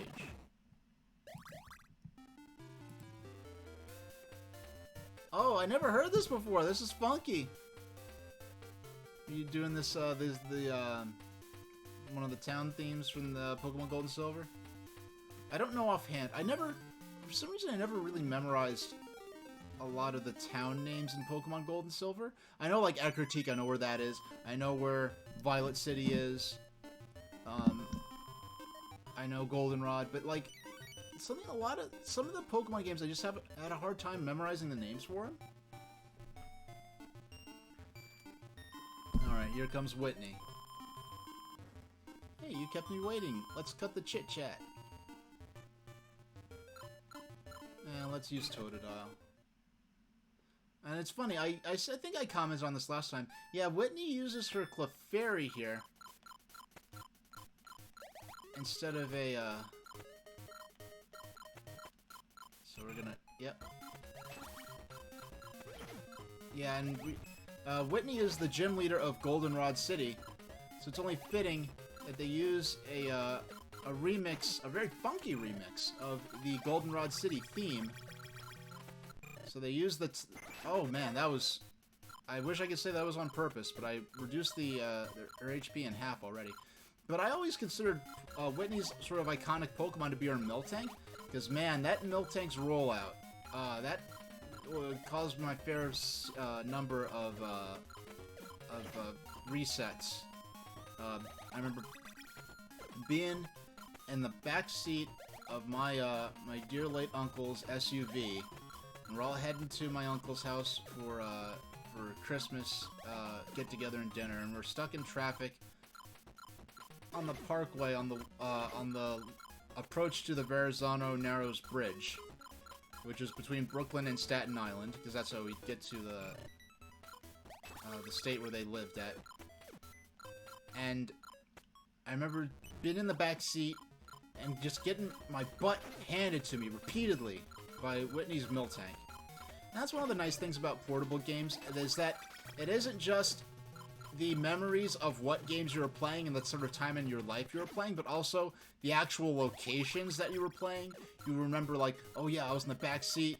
I remember being in one. I actually wrote a poem about this recently. And I actually tweeted a bit about it, and in response to this, I think something that something that TurboGrafx tweeted, but just being in the back seat of my parents' car, and I think it was actually the very night that I got my Game Gear. I was actually at a friend's house, at a family friend's house, the day that. Yeah, I was at a family friend's house when my parents presented me with the Game Gear, because they actually got it for me to keep me entertained during one of the first times, actually, if not the very first time that I got my hair braided. Because, you know, I'm a little kid, and, you know, it was my idea to get my hair braided. Because I'm, you know, I wasn't diagnosed at the time, but I'm a little autistic kid that, you know, you hear stories about having little autistic kids, and any kids in general, but especially kids with sensory issues, having a hard time with being able to sit still when there's a loud buzzing thing near their ears, and it's like touching their skin and vibrating. Oh, we got our first NPC. I can do quadruple chains. Big deal, you say? That's it. Okay. Yeah, so I saw my uncle had the locks, and a different uncle than the other one I mentioned.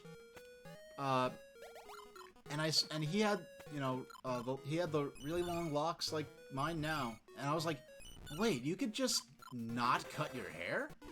And my parents were like, yeah, sure. So I was like, okay, I'm down for it. If I have to sit still for a long time. Like, and it's funny because I sort of grew up in that age where I have no memory. I didn't have a home computer in my house until I was maybe 6 or 7. But I have no memory of life of, you know, remembering a world where computers did not exist. Now, I was fascinated by computers and the fact that they existed. But I'd have no memory of a world without computers. I do have a very vivid memory and long-running memory of a world before the internet. And so I have this sort of interesting technological niche where when it was time to get my hair braided or twisted, some of my favorite things, okay, I'd have some of my favorite books on hand, because I have to sit still for 2 or 3 or 4 hours. And it's funny because when I'm young, I don't have as much hair, so it doesn't take as long to do. But I'm a little kid, so it takes longer. So as the older for braiding or doing cornrows, like, it takes more time. But I guess, you know, well, it depends on the method you're doing, because when you twist this, you're just twisting the roots. So it doesn't necessarily take longer or shorter. And my Meryl just murdered my Pichu because I was too busy talking about my hair. But, well, the point of all that was, wimp! Oh, yeah. Same to you. Same to you. Oh, I get to move on anyway? You know what? That is the equivalent in Pokemon Puzzle League in the line clear mode with, when you're fighting Team Rocket. There's sometimes when, Cassidy and Butch will attack you instead of Jesse and James, and those levels are very difficult and fast. However, you do not need to beat them to progress in the plot and the storyline. But so I'd have like my Game Gear, and I would also have my something like my Viewmaster, because I don't have most of them unfortunately anymore. Now I took the best care of them I could, but they were very delicate, sadly. But I'd keep Viewmaster reels.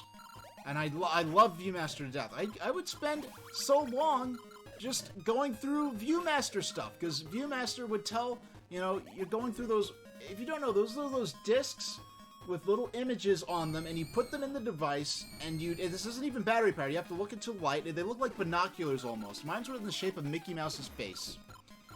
And I still have my Viewmaster somewhere, not many of the reels anymore. And so I'd go around looking at, you know, I would tell over the course of several reels a little story. And that was, I mean, this is a world before iPhones and tablets. Handheld TVs were a thing, but they were the stuff of science fiction. So this is one of the closest ways you can get Viewmaster reels of looking at a cartoon in a handheld device, or a TV show in a handheld device. Now, the thing I didn't really appreciate at the time was the fact that Viewmaster reels were in 3D.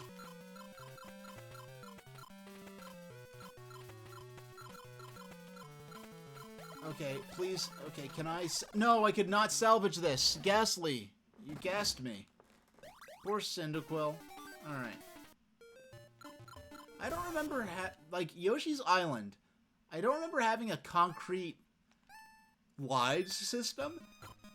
And as far as I remember, even with all the Pokemon tie-ins in Pokemon Puzzle League, I don't think there was ever really a system or in which you having a limited number of Pokemon and they were reduced as lives that got taken away as you took L's.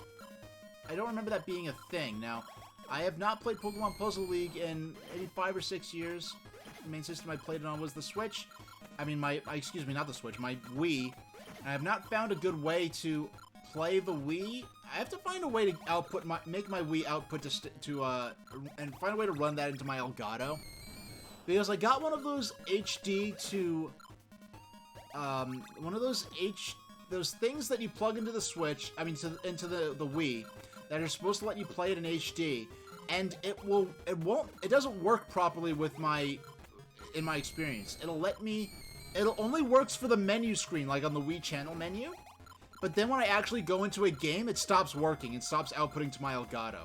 So I have to figure out some other means of plugging my Wii into my Elgato, and then if I had that means handy, I would have played Pokemon Puzzle League on stream probably a long time ago, because I've got a lot of Virtual Console stuff in that system that I do not want to have to repurchase. By the way, I just dropped like a solid C note into Nintendo Switch Online, so I can make some of those final purchases. Because in a few days, I think actually, they're going to disable the ability to add money to Nintendo Switch Online. I mean, not Nintendo Switch Online, and onto the Wii U eShop and the 3DS eShop.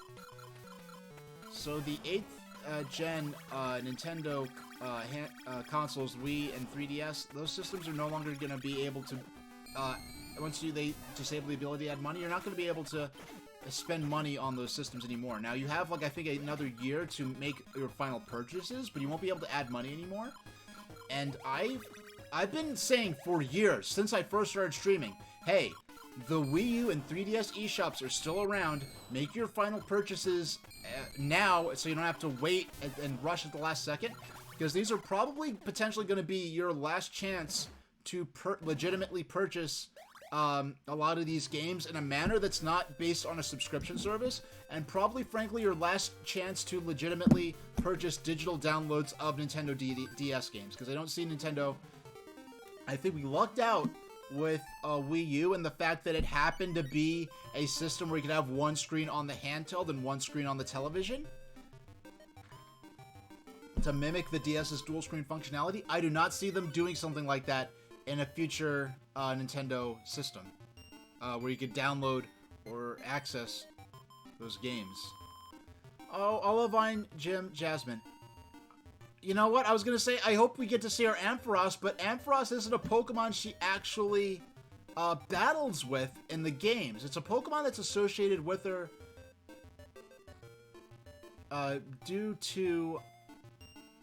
It's a Pokemon that's associated with her because in the plot of the games, she tends to a Ampharos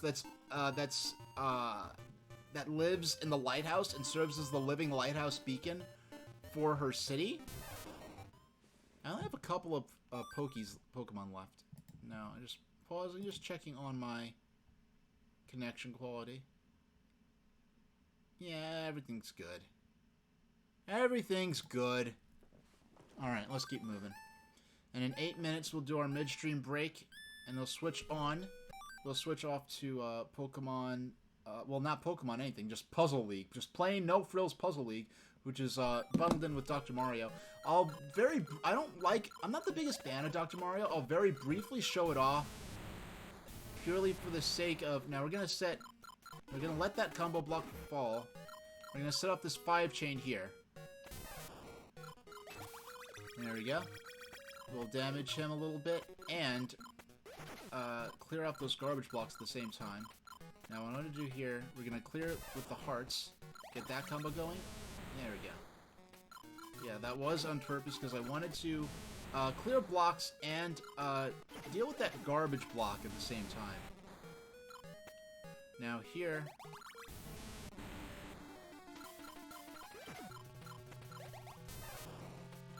Yep, active chain hype, active chain hype. Alright, and there we go. We dropped that one there so I could clear these. Yeah, there we go. Or else it would not have worked.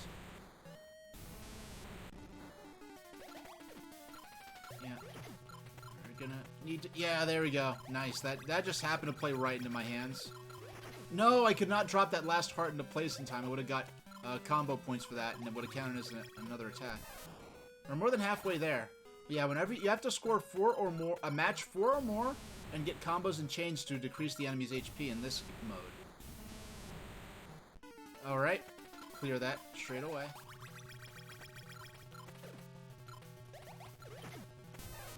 And there we go, and that was on purpose. Yeah, I like to specify when a combo or a chain is purely coincidental and I just got lucky, and when it's on purpose.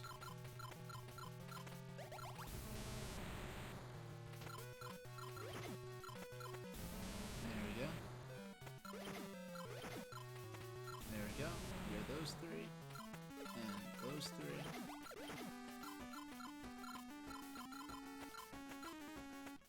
There we go. Got that match 4 right there. Drop those 3. No. Okay. We made another attack right there. No! Oh, that was close. That was close. We got... If he got off another combo there, I would have lost that one for sure. How much further can we get in 6 more minutes before we move on to the... We do our midstream break and move on to the next game.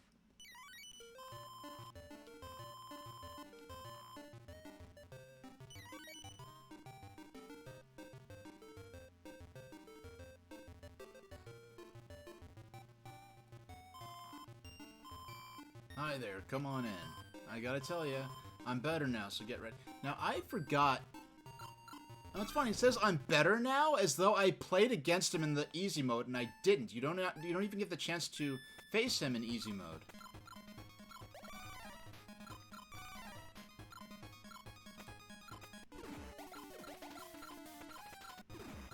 Or did I? Or did I? You know, no, I think I did, because I very specifically remember the sort of primate footprints on the attack blocks.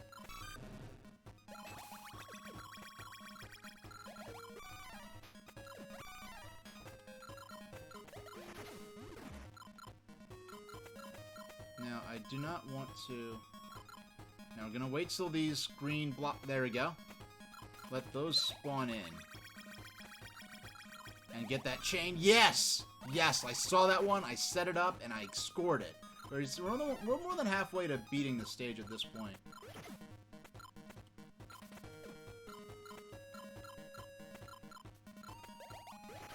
No, I tried to do something I couldn't set it up in time. Yeah, I'm going to focus more on clearing for the moment, rather than trying to be clever. Now that was coincidental. Yeah, I just want to clear those garbage blocks.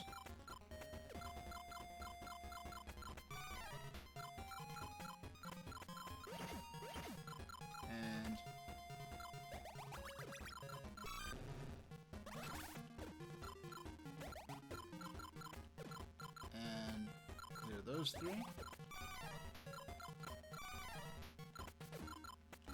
And clear those three. Oh, I didn't even get to use those attack blocks they lined up for me. Alright.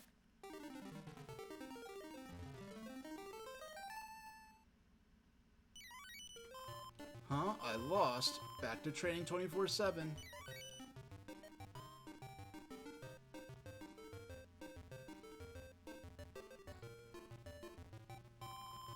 Mahogany Jim Pierce. Prepare to taste defeat. I shall prove my skill. Okay. Yeah, this is, like, I don't know why this...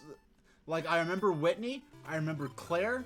You know what? I remember Whitney and Claire, and I remember Falconer, because he's the first. I remember Whitney and Claire.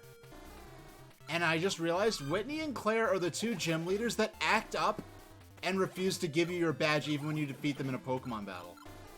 Like, if that happened, I just actually file a complaint with the Pokemon League and be like, yes, I defeated the gym leader in an officially authorized and legal match, and they refused to give me their gym. I want to file a complaint. And so Claire makes you go in like a quest in like a mini dungeon. And Whitney just flat out throws a hissy fit, and just one of her, or I guess, I almost said disciples, which has like a lot of religious connotation. One of her followers in the gym talks to Whitney and gets her to cool off and actually just give you the badge like she's supposed to.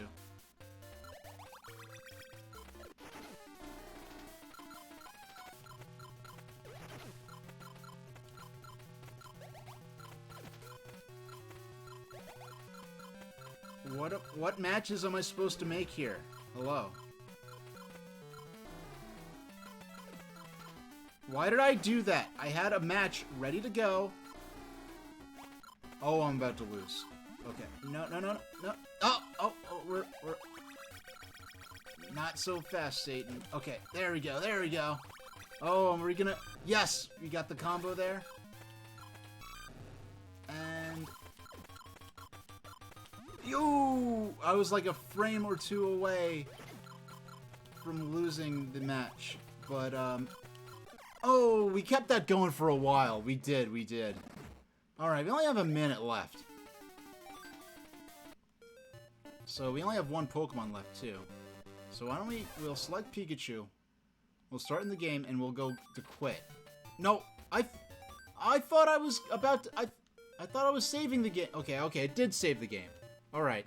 Saving has totally different mechanics between saving during marathon mode and saving during the, I guess, adventure kind of mode. But, alright. So, I'm going to drop my artist credits right here. Yeah, technically it's 30 seconds early, but I think this is a good spot to do the midstream break. Now, I'm going to go ahead, I'm going to turn this off, and we'll boot up Dr. Mario and Puzzle League.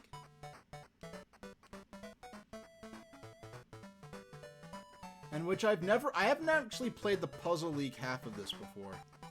Just let me, okay, I just have to boot up the,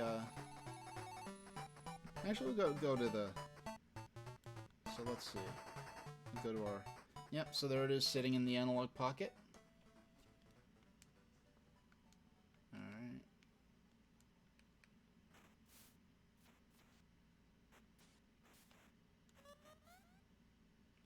Alright, and so we're just going to,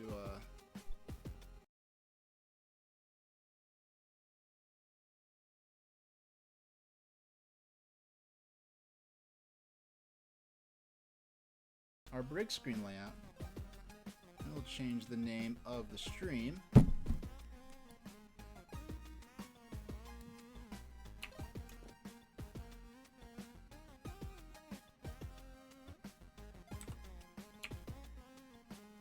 You know, the title is called Dr. Mario Puzzle League, but I'm just gonna go ahead and say Puzzle League. GBA real card. Alright. stream title's updated.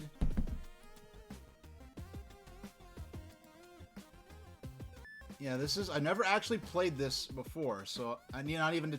I tested the cartridge, but I used the Dr. Mario side of it, so I'm very interested to see what this game will be like. Now let's set the timer.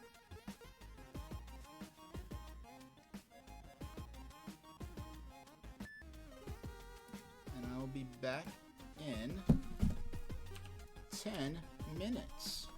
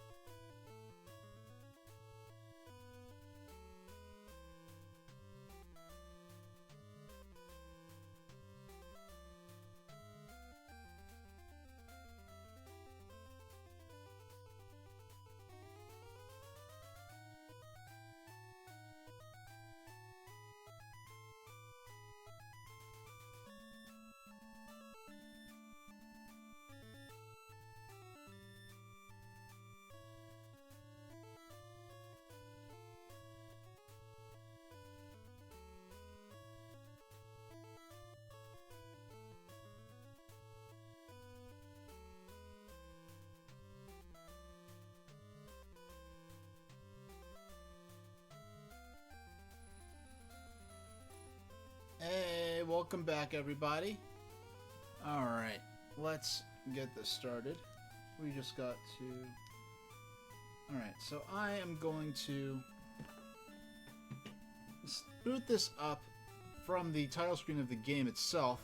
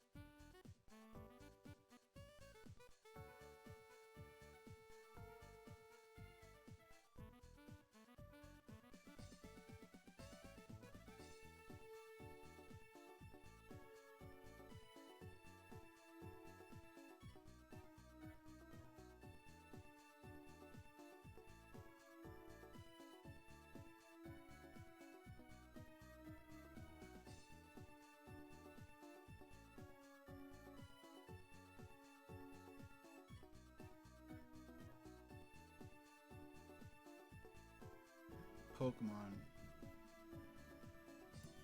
So, hello, hello. Hello, hello, hello. Testing, testing. Okay, there we go.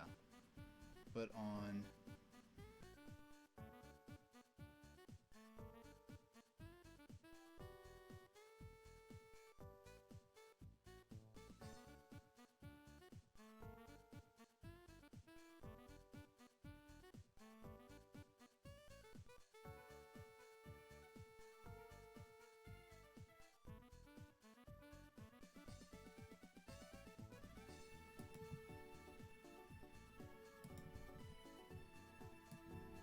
Testing, testing, hello, hello.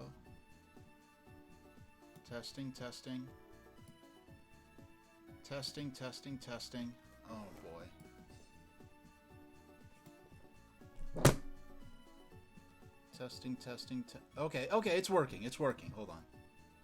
Let me just... I'm gonna mute the mic until I can hear myself. Hold on.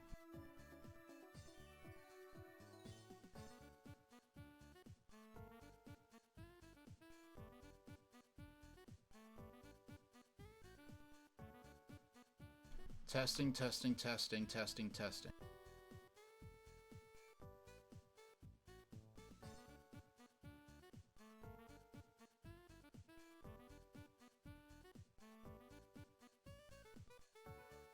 Alright, we're good.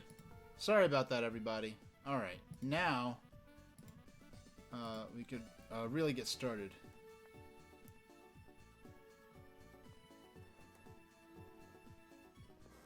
Alright. So this is my first time playing this version of the game, and I was always fascinated by this version because it's the first version of Puzzle League to be released without being themed after anything in particular. So, I want to move my console cam, yeah, up just a tiniest bit. Okay, there we go.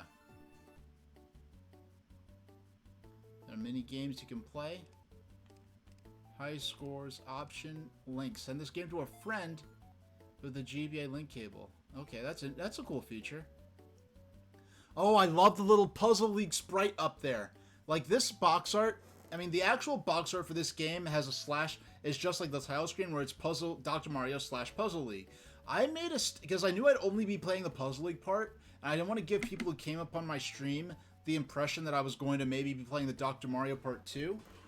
I left my... Yeah, that's better. Yeah, I just have a bunch of appointments and stuff written on my calendar, and I meant for that to be off screen. So excuse me. But, yeah, I didn't want to give the impression that I might be playing Dr. Mario 2, so I just made a standalone... I actually edited this together myself, a standalone box, as though Puzzle League came out as its own mono, like, standalone release. But I love the little Puzzle League sprite up there. Oh, yeah, I'm gonna be... Yeah, I'm definitely going to be doing things with that sprite. That's very cool. Learn some helpful tips and techniques here. High scores. Let's start Marathon versus CPU. Timed mode. This is a mode where garbage blocks fall often. Puzzle mode. Now, I don't know if this has, like, what the... Play against the CPU. Send blocks against your... Wait. Yeah, it seems like they had to sort of... Like, there are no character... Like, in all the other versions of Puzzle League, these different modes were contextualized with characters that... Oh, you're fighting to save Yoshi's friends from Bowser. Or, oh, you're fighting to get to the top of the Pokemon League. Or... Okay, so let's start... Wow, it just says Nintendo on the side. So this is the music they came up with, huh? Now it's funny, this is, I guess, a wider screen version of the game, but the blocks are actually smaller. But you know what? I think this has the full traditional playfield, whereas the other 8-bit Game Boy versions of Tetris, of this game that we've played, don't have the full, I think it's like one column shorter or something like that, or... It's not as tall, you know what? They made the pieces smaller so that they can make the game itself taller overall. Yeah, so this, like, Puzzle League is kind of, in a low-key manner, Nintendo's kind of in-house puzzle franchise. Their sort of signature puzzle franchise. And this game kind of exemplifies that maybe more than any other. Just the fact that there's even the Nintendo logo on the side. I was really fascinated by what kind of character, like, what kind of music this game would have.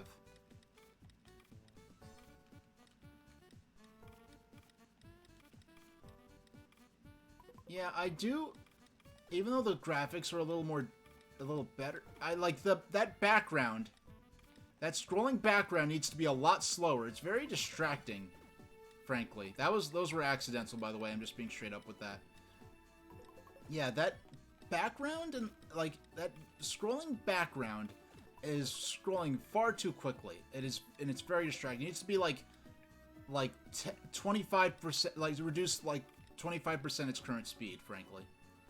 But we're gonna do just like every other version. We're gonna break it in, like when we did this with Game Boy Tetris Attack. We did this with Pokemon Puzzle Challenge. We're gonna start this off by playing this on the slowest, most basic mode, and letting it gradually catch up with us.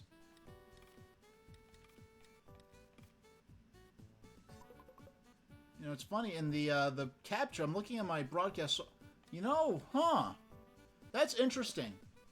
I'm looking at my capture. And the capture, like, the red blocks are they're bleeding into the red background. And when I look at it on my monitor that I'm actually playing on, that's not a problem. And also there are these sort of vines in the red. Like, this game, like, in the capture, isn't doing the reds justice.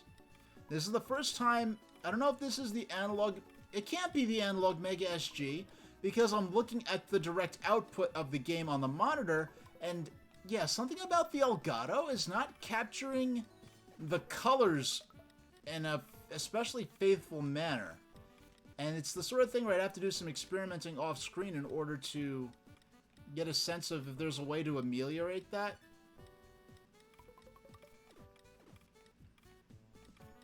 Alright, so we're gonna just start.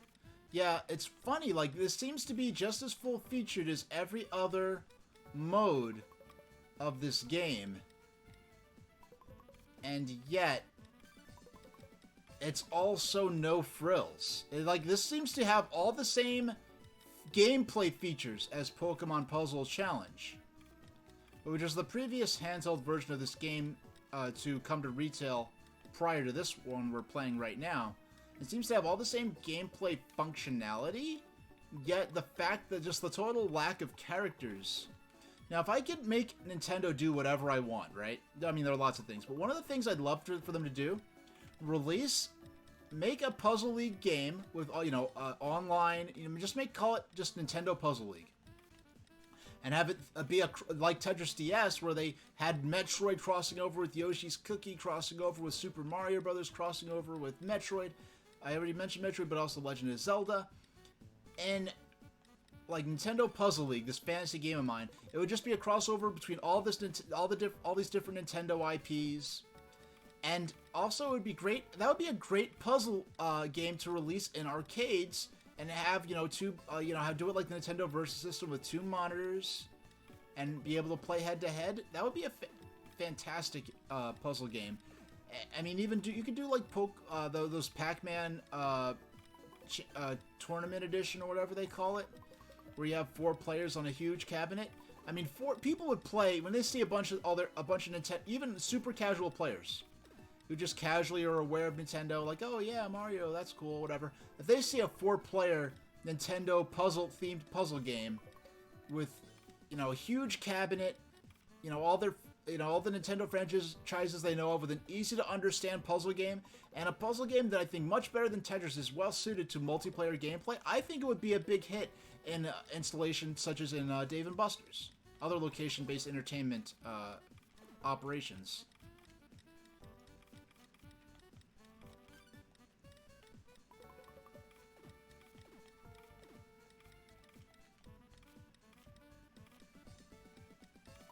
Okay, so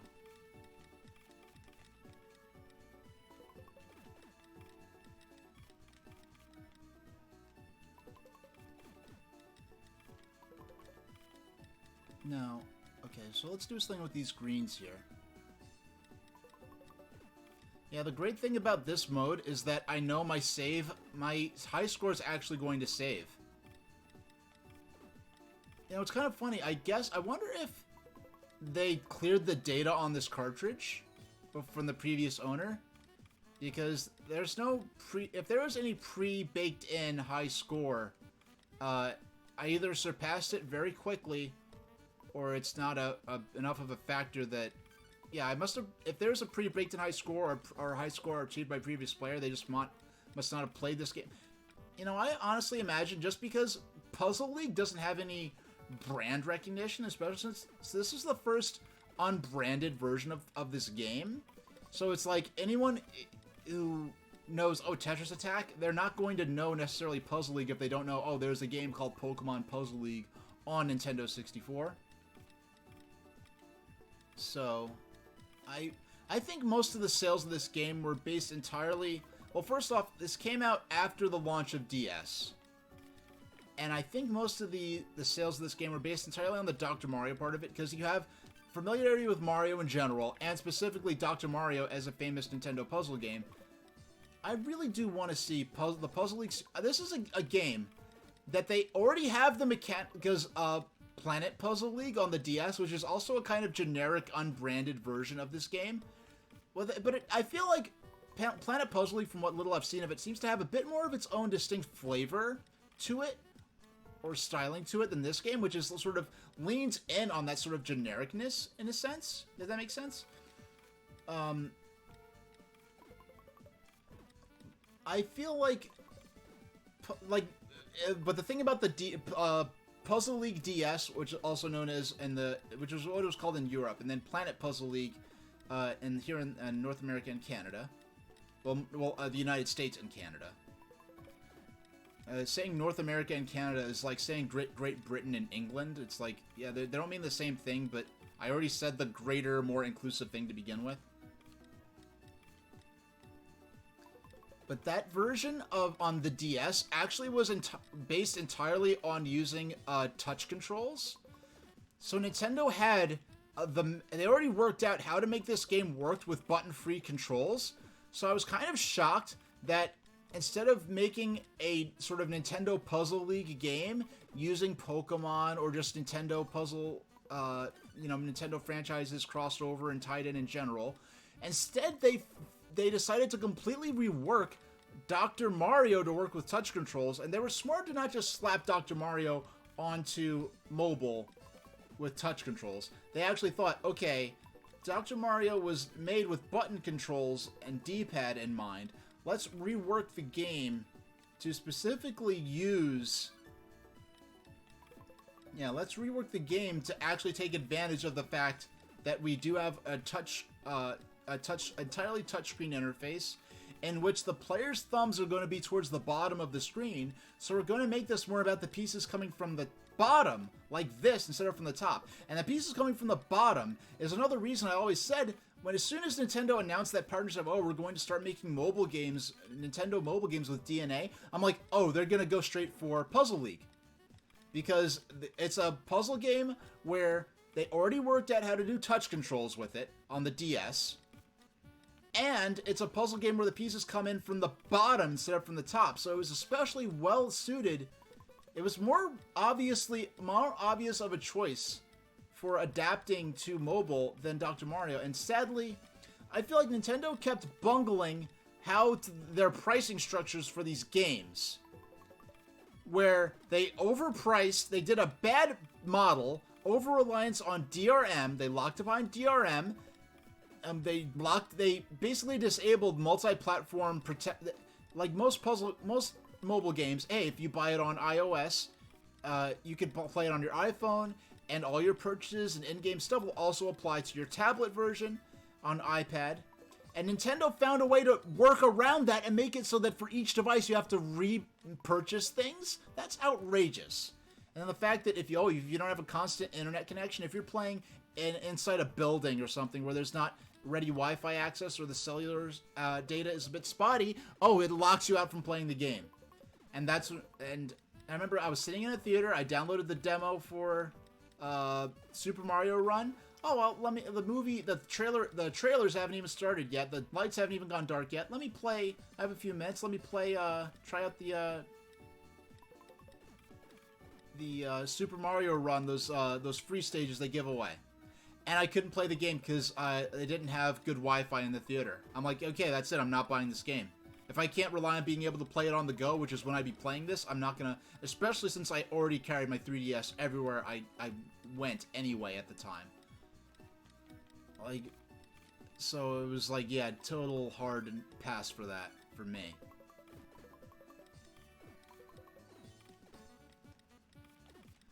Now, yeah, so, and the fact that they charged $5 flat to buy the game was, I mean, that game got review bombed to heck just because people who were used to a mobile game environment where free to play or like 99-cent games were the norm. People were review bombing it, not based entirely on the fact that, I can't believe Nintendo's price gouging us $5 to play this game. And on one hand, yes, that's extremely entitled, bratty, like groan-inducing nonsense, right? It's like, oh my gosh, like, literally make me go like kids these days, like, can't deal with the idea of paying more than $1 for a game. On the other hand, if it's on Nintendo, you misjudge the market, you misjudge your audience, you misjudge the platform you're appealing to here. And because Nintendo was like, oh, we couldn't deign to charge $1 or $2 for Super Mario Run. Okay, we're gonna go the complete opposite and nickel and dime you to death for Dr. Mario. When they made Dr. Mario, whatever they called the Dr. Mario game they put out on mobile. That's now shut down. Yeah, I was surprised. They didn't just like, oh yeah, they actually shut down the game. I didn't realize that it was a single player game that was like something that you could shut down. As I understand it, you can no longer download or even play that game.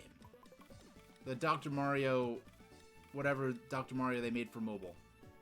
So it's like, and then Nintendo's like, oh, we're dissatisfied with the earnings on these mobile games, so we're gonna reduce emphasis on these mobile games. I'm like, okay, you misjudged the market with Super Mario Run and charged too much for it. So when that bombed, then you went the opposite extreme and nickeled and dimed everyone to death, where it's like, oh, you can only try so many times, or oh, you get a certain number of magic crystals and you have to buy more crystals to keep playing the game. It's like, you went from one bad extreme to the other, and then you wonder why and then you don't do the two most, even more obvious than Puzzle League, what I'm playing right here. The other obvious game that should have been on mobile that you failed to take advantage of was WarioWare. If you already have WarioWare Touched, where you already know how to make a WarioWare game based entirely on touchscreen play with no use of buttons whatsoever, a game that's specifically built for short bursts of gameplay, and you just failed to... If they came out with a good, multi...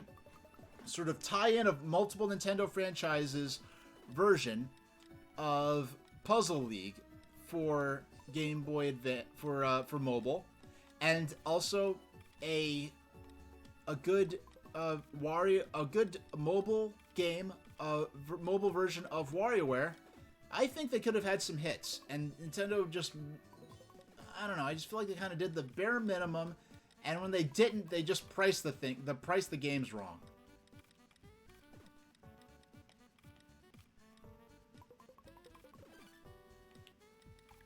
And that's one of those things where it's like, where it's the same situation with like the newer Paper Mario games, where it's like, okay, do I support this game or not? Because if I don't buy this game, and a lot of people don't buy this game because it's not what I want out of Paper Mario as a franchise, then Nintendo's going to say, oh, people don't want Paper Mario games, we're not going to make Paper Mario anymore.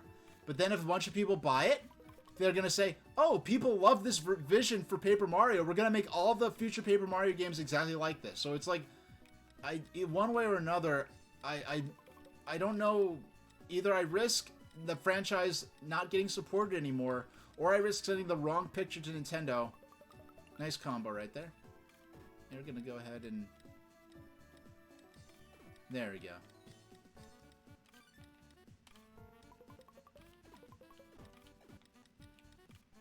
Now we're 15 minutes and going, nearly 16. We are officially... Yeah, we're more than halfway to playing for a half hour straight in this, which is fantastic.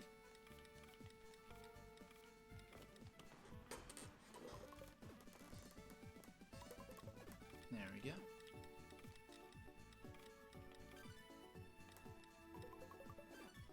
There we go. No, there was some, I didn't see it. I can't say I knew exactly what move to make. There was some kind of better combo I could have made, and I just failed to, make the move. Now.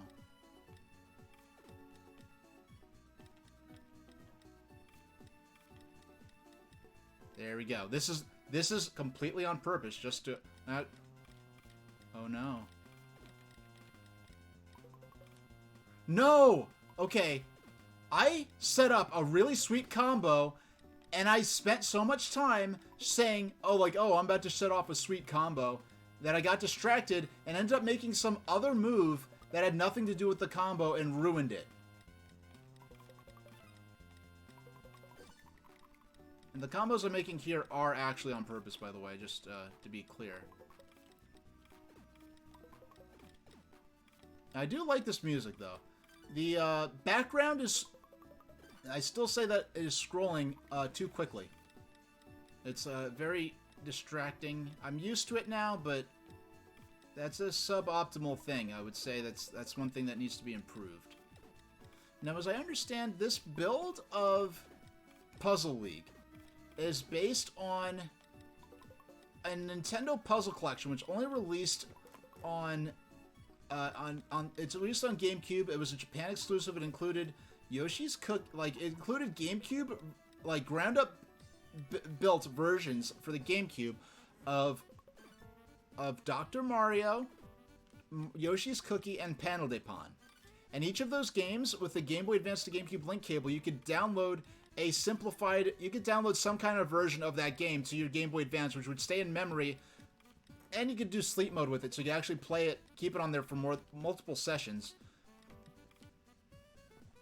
But, so for Dr. Mario, they just included a bare bones NES version, as a stripped down port of the NES version of Dr. Mario. For Yoshi's Cookie and Puzzle League, they programmed sort of stripped down versions of those games, and the stripped down version of Puzzle League didn't include any of the characters or anything from Panel de Pon, and I think that version was the basis for this edition of Puzzle League.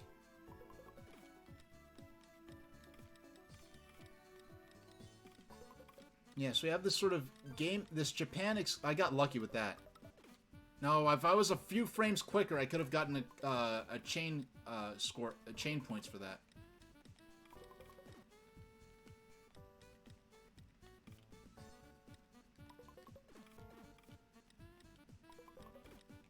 Now, if I drop this, okay. We're about to get... Yeah, we got it! I actually set off an active chain, nice.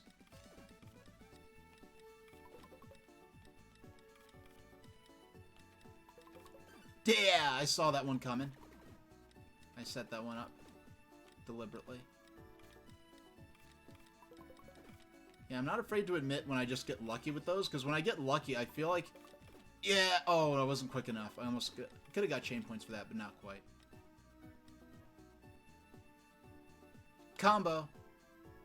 Yeah.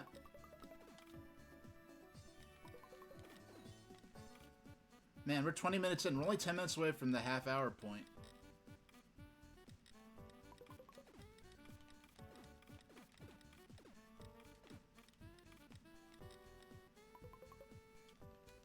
Now, I do want to... Wow! I'm shocked they did this! They forgot to blank out the pieces! Pokemon Puzzle Challenge did that, where when you pressed pause, it cleared out... It wouldn't let you see the play field. Yes, it's partially obscured by the pause screen, but I didn't think... I just wanted to check on my... make sure my connection quality was good. Which I do on my browser, not in my actual broadcast software. No, okay.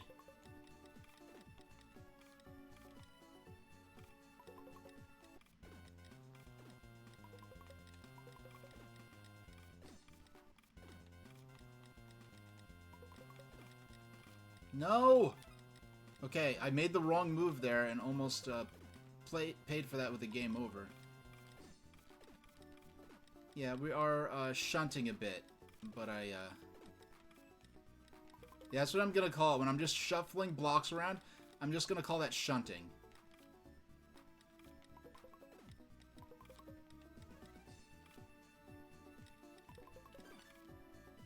And yes, that's a combo I didn't do anything to set it up, but I saw that was going to happen before I activated the chain, which makes me feel cool.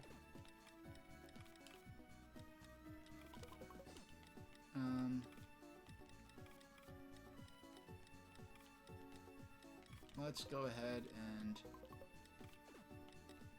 we clear that one, and we clear those three, and we clear those three, and we clear. Yeah, that was cool. That was real cool.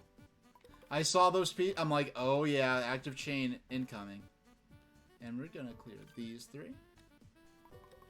Okay. Yeah, that was cool. Okay. Clear those three. Yes! Nice. And clear those. Now another game, I didn't really particularly want it, but it's a game that, another 2005 Game Boy Advance puzzle game that came out after the DS, is that they actually made, oh my gosh, I'm panicking.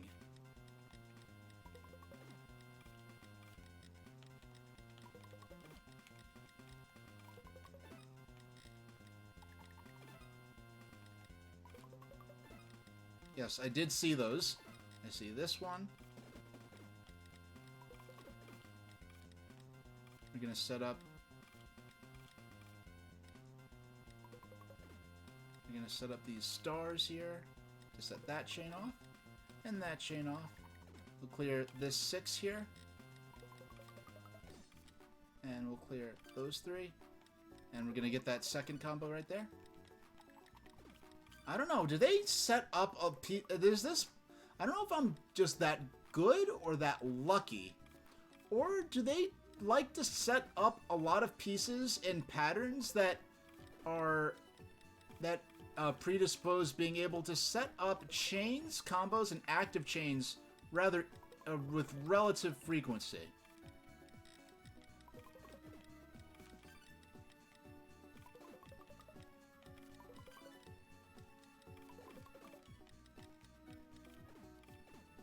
And 23. Can we make it to 30 on our first try at this version of the game?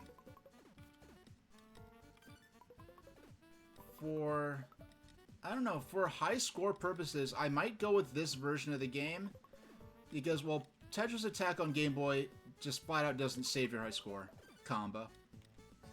Yeah, Tetris Attack on Game Boy doesn't save your high score to battery. Yeah, that, and then Pokemon Puzzle Challenge, I don't know, I think this might be the version that I use for high score purposes. Because this is one of those games where, like, any stream where I'm planning on playing Game Boy Advance, Game Boy Color stuff, or once I get my adapters, Game Gear stuff, I can just pop this in and just play a single run at the start where I'm playing, you know, I'll play this and try to go for a high score. This is a game that's very well suited to high score runs. It's a game that's also potentially good for, you know, playing in the back on the side while I'm doing watch party stuff. And there. Those 3. Yep, I saw that one coming. No, I wanted to shuffle those.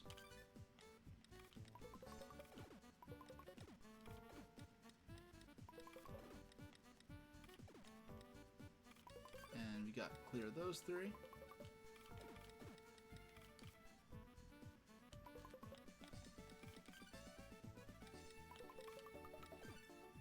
And those 3.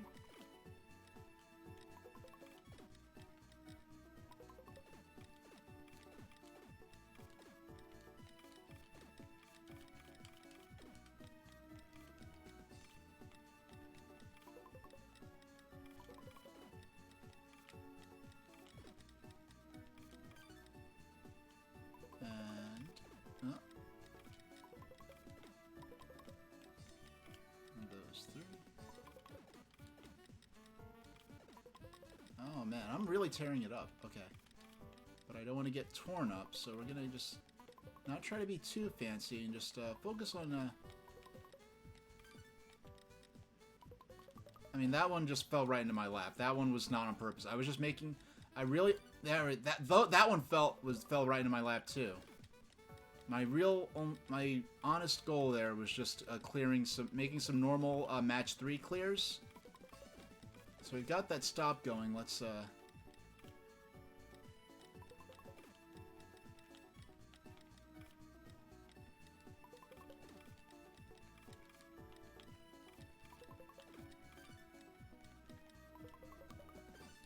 There we go. I saw that one and set it up. That one I actually did set up deliberately. There, yeah, it's providing me with a lot of opportunities to make these chains.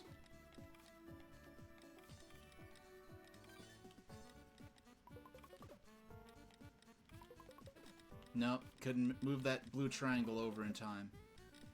But I can move this heart over and boom. Boom. Yes, it's a actual move of Puzzle League rule, actual official rule in Puzzle League moves, that your combos and match 3s do not count unless you say the word boom. You have to declare those booms as you clear the board.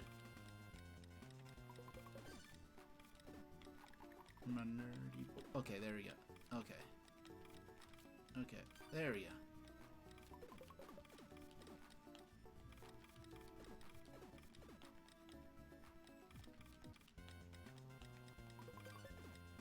Got that 6 there.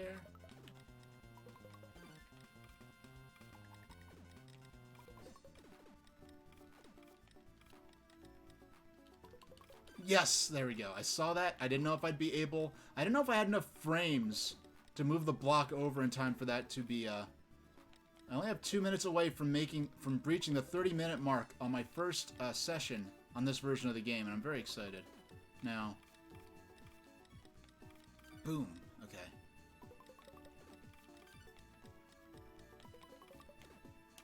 Oh no! I had a really good combo set up, and I didn't move the cursor quick enough, and I accidentally advanced the playfield up, and I didn't mean to.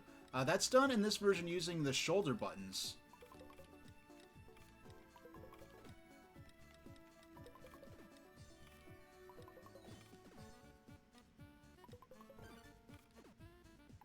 Yeah, that counted as 2 separate match 3s and not a combo, but...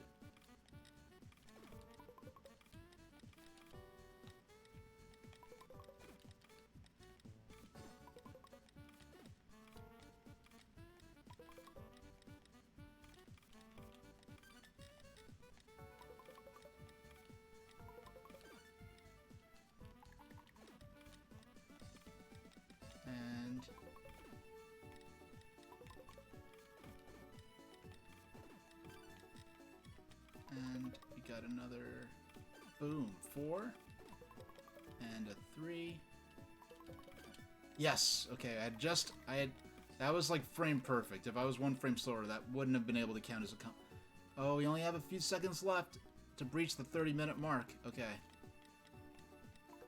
And there are a lot of opportunities I had to lose this, but I was able to salvage it with good luck and good combos.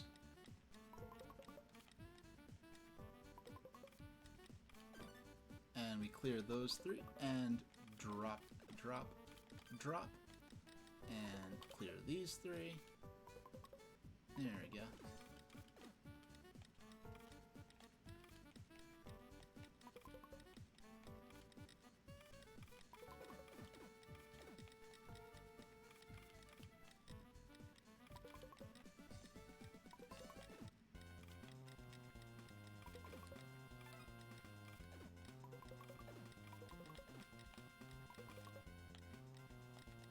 Okay, I froze up a bit, but then I found that 6. We've broken the 30-minute mark, so everything at this point is just pure gravy. Oh.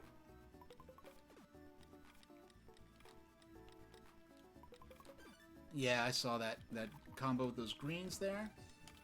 Switch the heart and the star.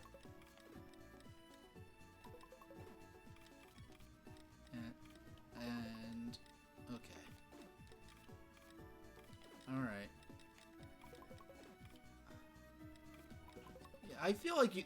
I mean, this is pre-achievement era mindset, but I feel like you should, like, if this is an achievement era game, and I say achievement era, that's something Nintendo themselves haven't even adopted really.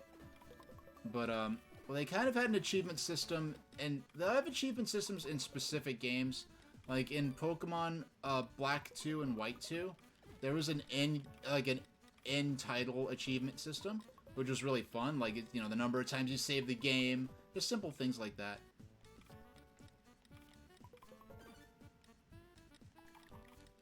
And I think there's like one specifically, if you like tend to save the game twice in a row. I don't know why, I always tended to do that, and that's something people do, where like they save the game twice in older Pokemon games that in the era before modern auto-saving type stuff. Yeah, I wish it would tell you it would save your high score in terms of time, and not just points.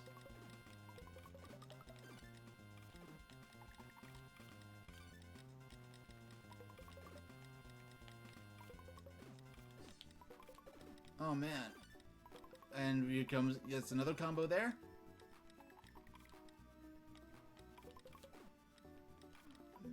Wow, I've came back from the edge many times in this.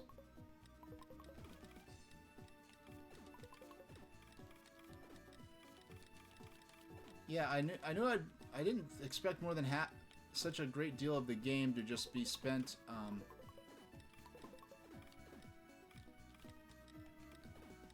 doing nothing but playing this one game. This is kind of just to start off our session. Yes, and now. Oh wow, I got it. Da-na-na-na. That means I did really extra good. Now, clear those three. No, I couldn't move over the hearts in time.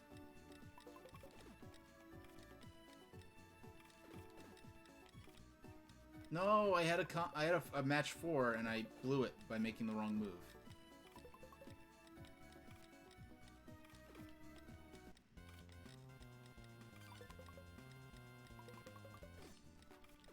There we go. I saw that one coming, and I set myself up to take advantage. Yeah, Azurust, this is one my mom definitely would have liked. I mean, she played other versions of this, like on the N64 version was the first version she played.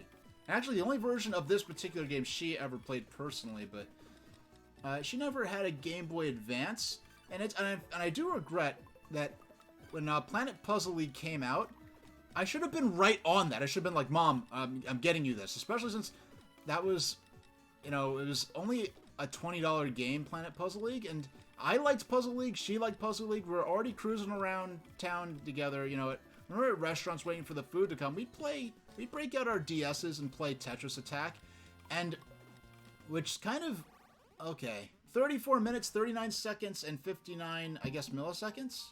Or frames? I don't know if that's frames or milliseconds. Yeah, so what I'll say is that scrolling background is too fast. It definitely needs to be slower. And I'm looking at my... I like all the music. For not having anything, like they don't have Pokemon music to base this off of, they don't have Yoshi's Island music to base this off of, I can't say... Wow! Okay, we get credits. I guess I don't know what triggers the credits, if this happens every time you play the endless mode or what, but I guess this counts as another game I beat now? North American localization. Hey, Bill Trainen and Nate Bildorf. I know those two names. They appear Well, I mean, everyone knows Bill Trinan, but Nate Bildorf, he appeared on stage at E3 2006. He helped Nate demonstrate the Wii build of The Legend of Zelda Twilight Princess.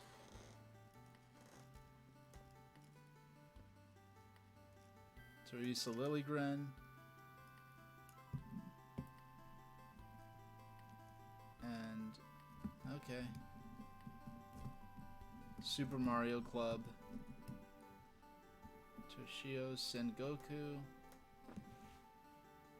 Thank you, all these people, for making this great, wonderfully no-frills version of this puzzle game.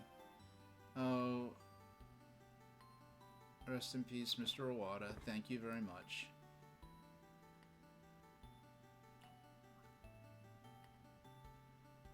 Alright. A new option has been added to the menu. Oh, I didn't think they'd be unlockables in this. Jeez. Let's see what we've been spoiled with. Vertical mode. You can now play a game in vertical mode.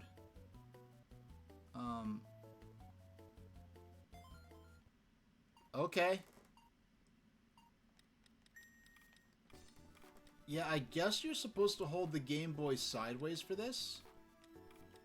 Let's see how long I could last playing it like this. Oh, like my head, my brain, it's like not as easy to adapt to that. Yeah, this is... I'm actually kind of dizzy. I'm not exaggerating. I am slightly nauseated playing it sideways. Like, I feel the physical sensation of my brain trying to compute. My brain is reacting to this as though, uh-oh, you're sideways. Quick, turn yourself right side up. And I'm not someone who's... I can count the number of times I felt dizzy or seasick-ish in a game on one hand. Never had problems playing in the car or anything like that. And I feel a little, like, physically, like an actual physical sensation of oddness. Yeah, vertigo, I guess. You know what? It's not... I have this sensation... And it's not like a sensation where I feel like I'm falling. I feel like my brain is believing that I am falling sideways and it's waiting for me to hit the ground. That's very strange. Alright, I'm done. Yeah, this is actually a little too intense for me. So let's play, let's look at the tutorial a bit. So tutorial, control. Yeah, so your move button is on the triggers now. Training.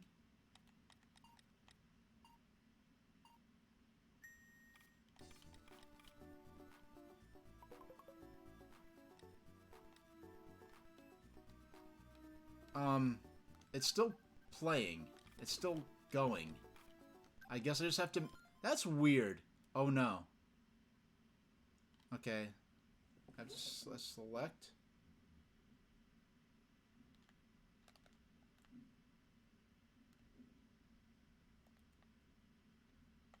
Okay, so I accidentally put the game in sleep mode. So I actually just... The easiest way to get out of... And it's tricky putting it in... Oh yeah, this is from that era. Like with the DS, with the DS and Wii, they started putting these health and safety warnings that were built into the OS. And Game Boy Advance games released after November 2004, they started programming in these health and safety warnings in their Game Boy Advance games, even though that wasn't hardwired in the systems. Okay. So let's... So options. Can I change out... Oh my gosh, I could change out the background.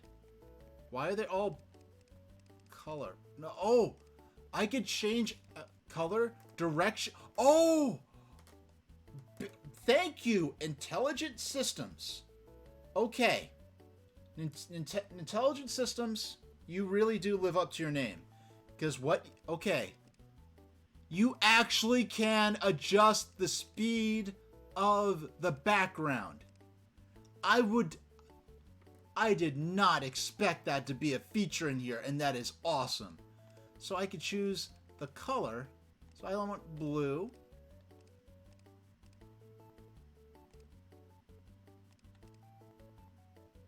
So, oh, you could even change the opacity of it. Wow. Oh, image. Wait, what is this? Oh. Oh, so, yep. This guy's from Panel de Pon. This guy is definitely from Panel de Pon. I guess that one little... So what is... I don't even know what... Oh, that's... Okay, this is going to be your side decoration, I guess. So, opacity...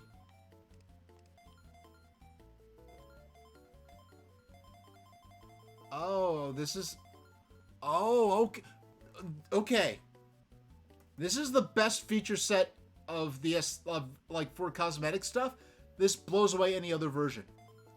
The way I can make the playfield be completely black. I can make it be slightly transparent. I can make it be completely transparent. I like these customization features are things I would not dare. So I can make it... Look at this! Look at how crazy this is! But I have, like, what is this? A silhouette of, like, a girl? Okay. So we have this generic... We have the leaf backdrop. We have the snowflakes. We have this splotchy thing. Well, okay, so we have... Oh, okay, though. So here we have... These are actually themed... This is actually, like, sort of Puzzle League themed. Like, this is what the sort of puzzle pieces... Okay. We have these flower things... And the splotchy things, snowflakes, the leaves, this checkerboard grid. 7. You have the silhouette of this woman. Oh, this one is nice. This one is really nice. You have this camo thing. You have 10. Yeah, and it even says in the game there are lots of them. They are. Oh, 11? Look how many are they? 12. 13. 14. You have this little teddy bear guy. 15. I don't even know what that's supposed to be. 16. We have 16 backgrounds. I'm gonna go with... Oh! Oh, wait, no. Okay, so background 16. Let's go with...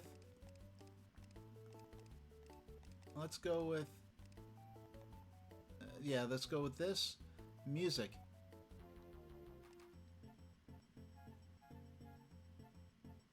And there's a random setting for the music.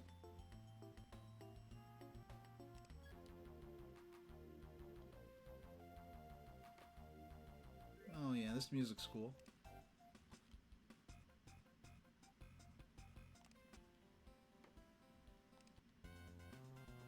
Yeah, this is what we played last time. Another variation.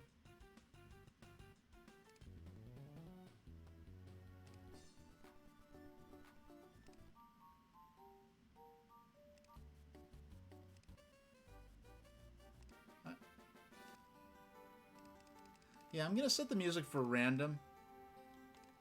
Background. I like the generic. So let's look at this in all the different... Oh, we have generic. We have white, sort of generic mode. We have red, yellow, green, light, like baby powder blue, dark blue, pink. We have gray. Okay, that's something. We have sort of a brighter white. No, okay. We have red. Okay. This dark one. Oh, this is glaring. This is ridiculous. You have 32 different colors. We'll switch. We'll stay with generic. Direction.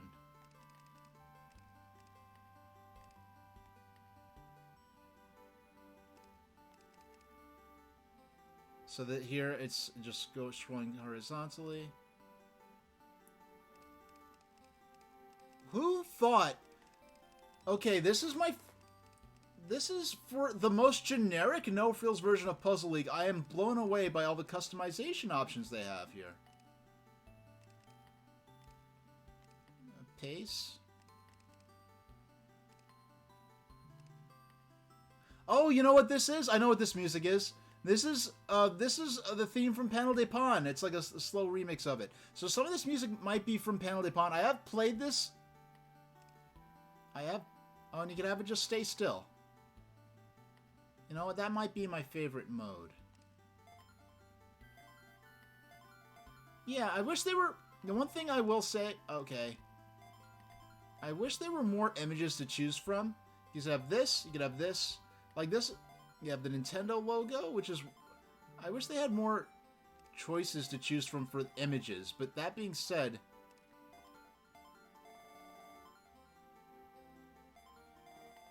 Let's play...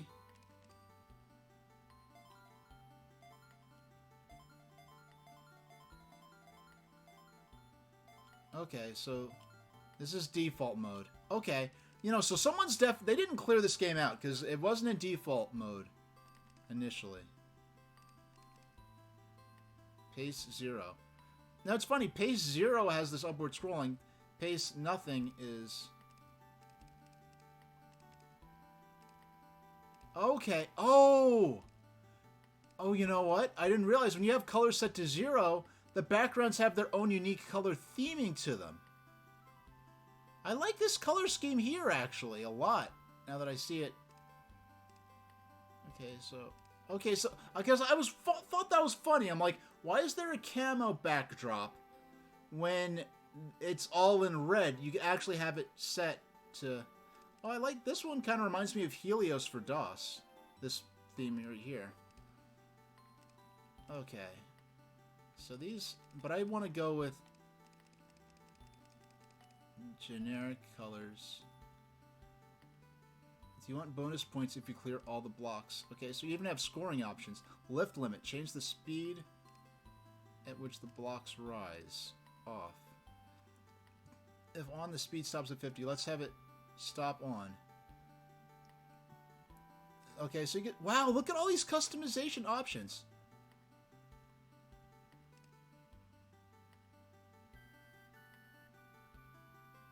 Oh! Oh, wait, hold on. Block type. When off, the blocks aren't animated. Set this to normal to make block types appear spaced out. If you set to random, the blocks might form chains. Oh, okay. Okay, this is the most... I've never seen this level of customized options in these games. No, and the thing is, the fact that I spent probably 15 minutes just looking at all these different options and fawning over all these different options, I think, not that I don't try to show up, I think the fact that I'm so fascinated and amused by all these options sort of, I guess, reflects my interest and amusement in this game. B button on. Change the B button settings here. Wait, so... Change the B button settings here. If off, the B button moves the blocks. If on, it will raise the stack. I want on. I want to raise the stack using the B button. Cursor. Change the cursor speed here. If off, the speed is set to default. I want default. At least. In normal mode, the default is 3. In normal mode, the default is 3. In slow mode, the speed is... And on, a game over appears if you're in danger. It only works on modes with garbage. This alters the number of blocks. If off, the number is set to default. If a number is chosen, you'll use that many blocks. This has no effect on one-player, line, or puzzle games. I'll just set... Okay, so off, I want default for that. Block limit on. If on, 4 blocks types are seen. If all 5 or 6 are seen. Huh. Lift on. If on, you can raise blocks while other blocks are clearing. It's good for making big chains. Max points. You can set a max score. You can get a max score of 9,990 when set to high. If you see 6 zeros, you're on the high setting.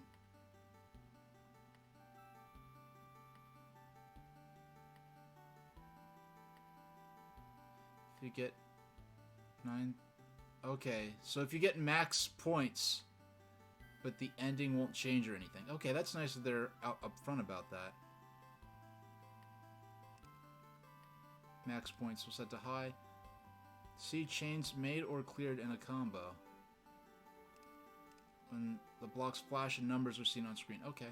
I'm blown away by the number of custom options they are to choose from. But let's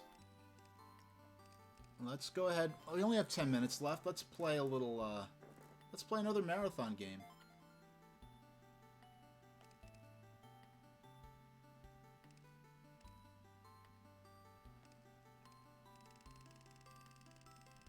Let's be silly and start on the highest difficulty.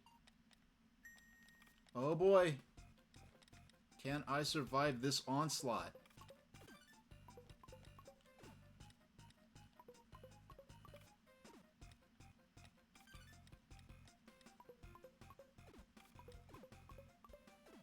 Oh, this is...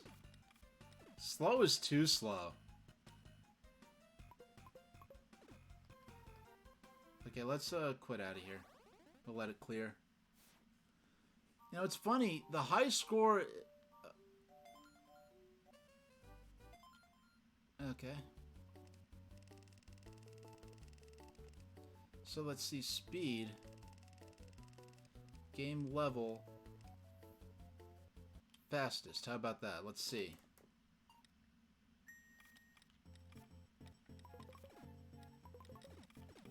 Alright, so it's differentiating between the speed at which the... Okay, that didn't last long. Yeah, it's differentiating between the speed at which... You know, it's funny, I'm looking at this. I can barely see the background tiles, and it doesn't look that good. So let's see. Fastest. Game level fastest. But if we tank down this speed, let's set the speed to 50.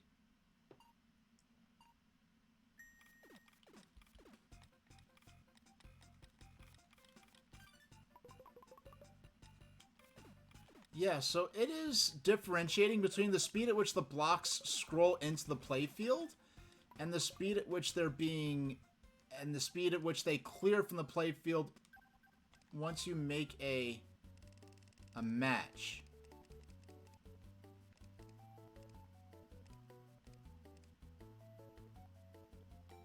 But I do want to... For the sake of my viewers, I'm looking at the preview, and it looks like the...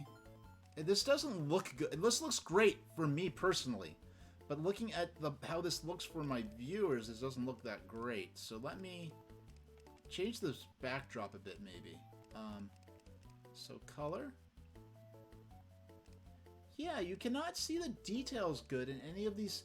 Yeah, this looks like on my preview on my broadcast software. I just see solid blue. When I look to edit. I see like the distinguished block sort of.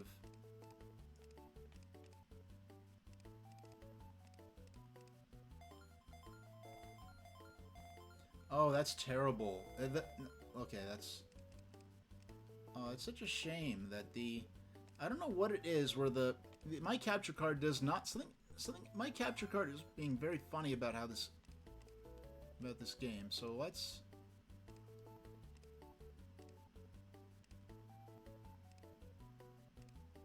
Yeah, what is...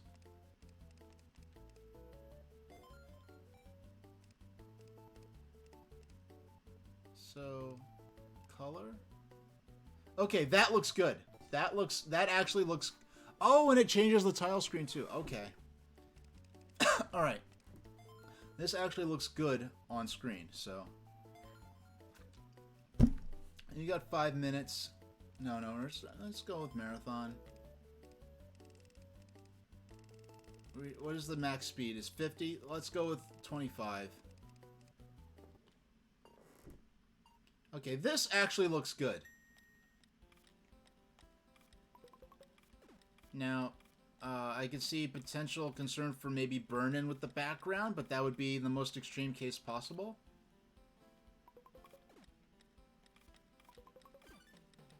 Yeah, honestly, like, let's say a parallel universe where, like, Zoop, I remember when they were pushing Zoop so hard in the mid-90s, they really, like, were trying so hard to push Zoop on every device that could play games. They made a version of Zoop for it. They seriously wanted Zoop to be the next Tetris. And I played Zoop at the public library on the Macintosh, you know, one of the Macintoshes you could play games on there. Because they had some, I mean, I don't think there was even internet access at the time I was playing, because they had some Apple IIs and they had some Macintoshes. I don't even think they were internet connected.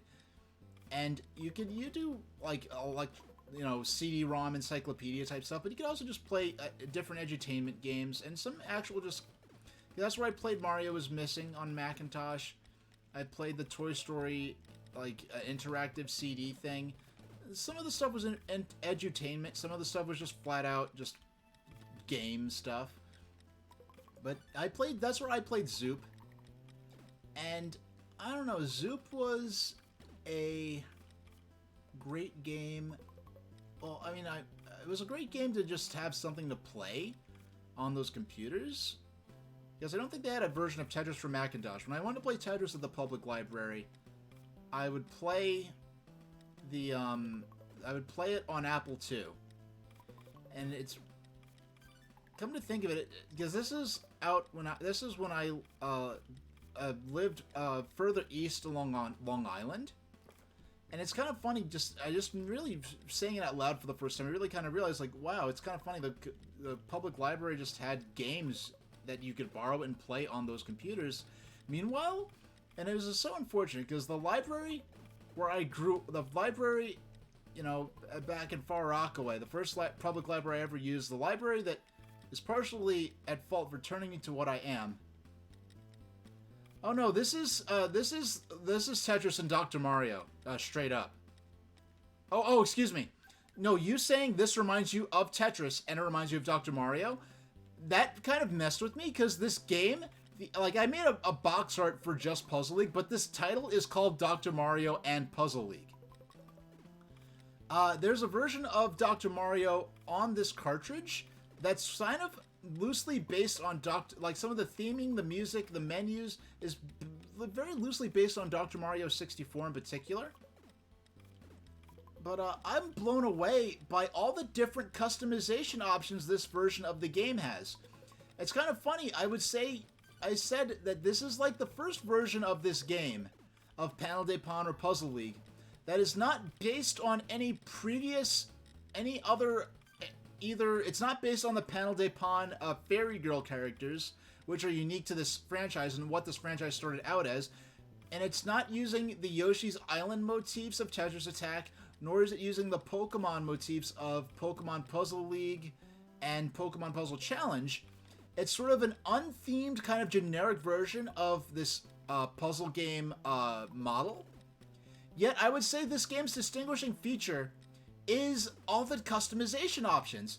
And I find it incredible that I watched like a half-hour documentary. It's great. If you look up Panel de Pon or Puzzle League documentary or overview, it gives you a full history of all the different versions of this game, including the game within a game version of this game that's included. It's an amiibo unlockable in Animal Crossing New Leaf on 3DS. And for all of that, they do a really detailed history of the game and all its different versions. And in this game, they basically just say, oh, it's just a generic version of this game with no real theming or characters. And I think they kind of overlook the fact that this game's defining feature is all the customization it offers. Like, if you want you can do your Puzzle League experience however you want it, and I think that's the defining feature of this game. Because I was always fascinated, even before, the documentary, just the fact that, wait, just Puzzle League? It's not Pokemon Puzzle League, it's not Yoshi's Island Puzzle League. It's not Dr. Mario or like Mario Puzzle League somehow tied in with like the core Mario franchise. No, it's just Puzzle League, no frills, no character tie-ins, except for a single image you could choose to have as a option in, and like this, yeah, this is great. I wish you could have more options for, the only thing I would say they skimped out on is options for images you could put in for that on the side there.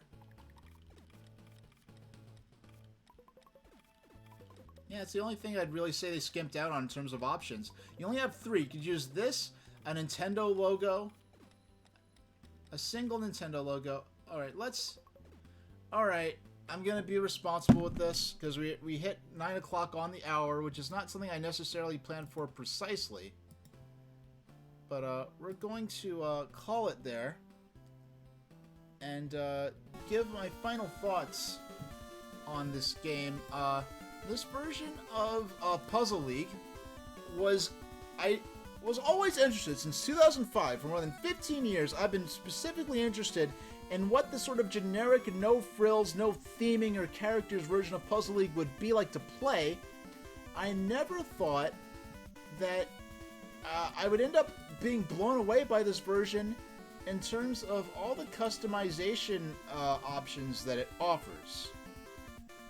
So, my next stream, the last of 2000, the last of 2000, no, the last of April 2021, or 22 rather, I still want to make it last year, is we're going to be playing all of the games in the Puzzle League series that we've played to this point, so Pokemon Puzzle Challenge, Tetris Attack, and Puzzle League for GBA, as well as an unreleased and incomplete, partially complete, but playable version of an unreleased puzzle game for the Game Boy. And it's very interesting how you're able to play it, because I will be playing it on an actual officially retail release cartridge, but it is a title that was never actually completed. So I will see you next time, and I'm going to send you over to Pete Dorr, who's doing his eBay game hunting. If you've never seen that before, it's really cool. You just watch him browse through eBay, look for good deals on games that he sends to his chat for us to take advantage of. But he doesn't really buy the games himself normally. So I'll send you over to Pete. Thank you very much for watching. Or actually, no, I still have a few seconds until I can hit the button to send everyone over. So it's a bit of an awkward pause there, but I'll see you next time, and thank you for watching.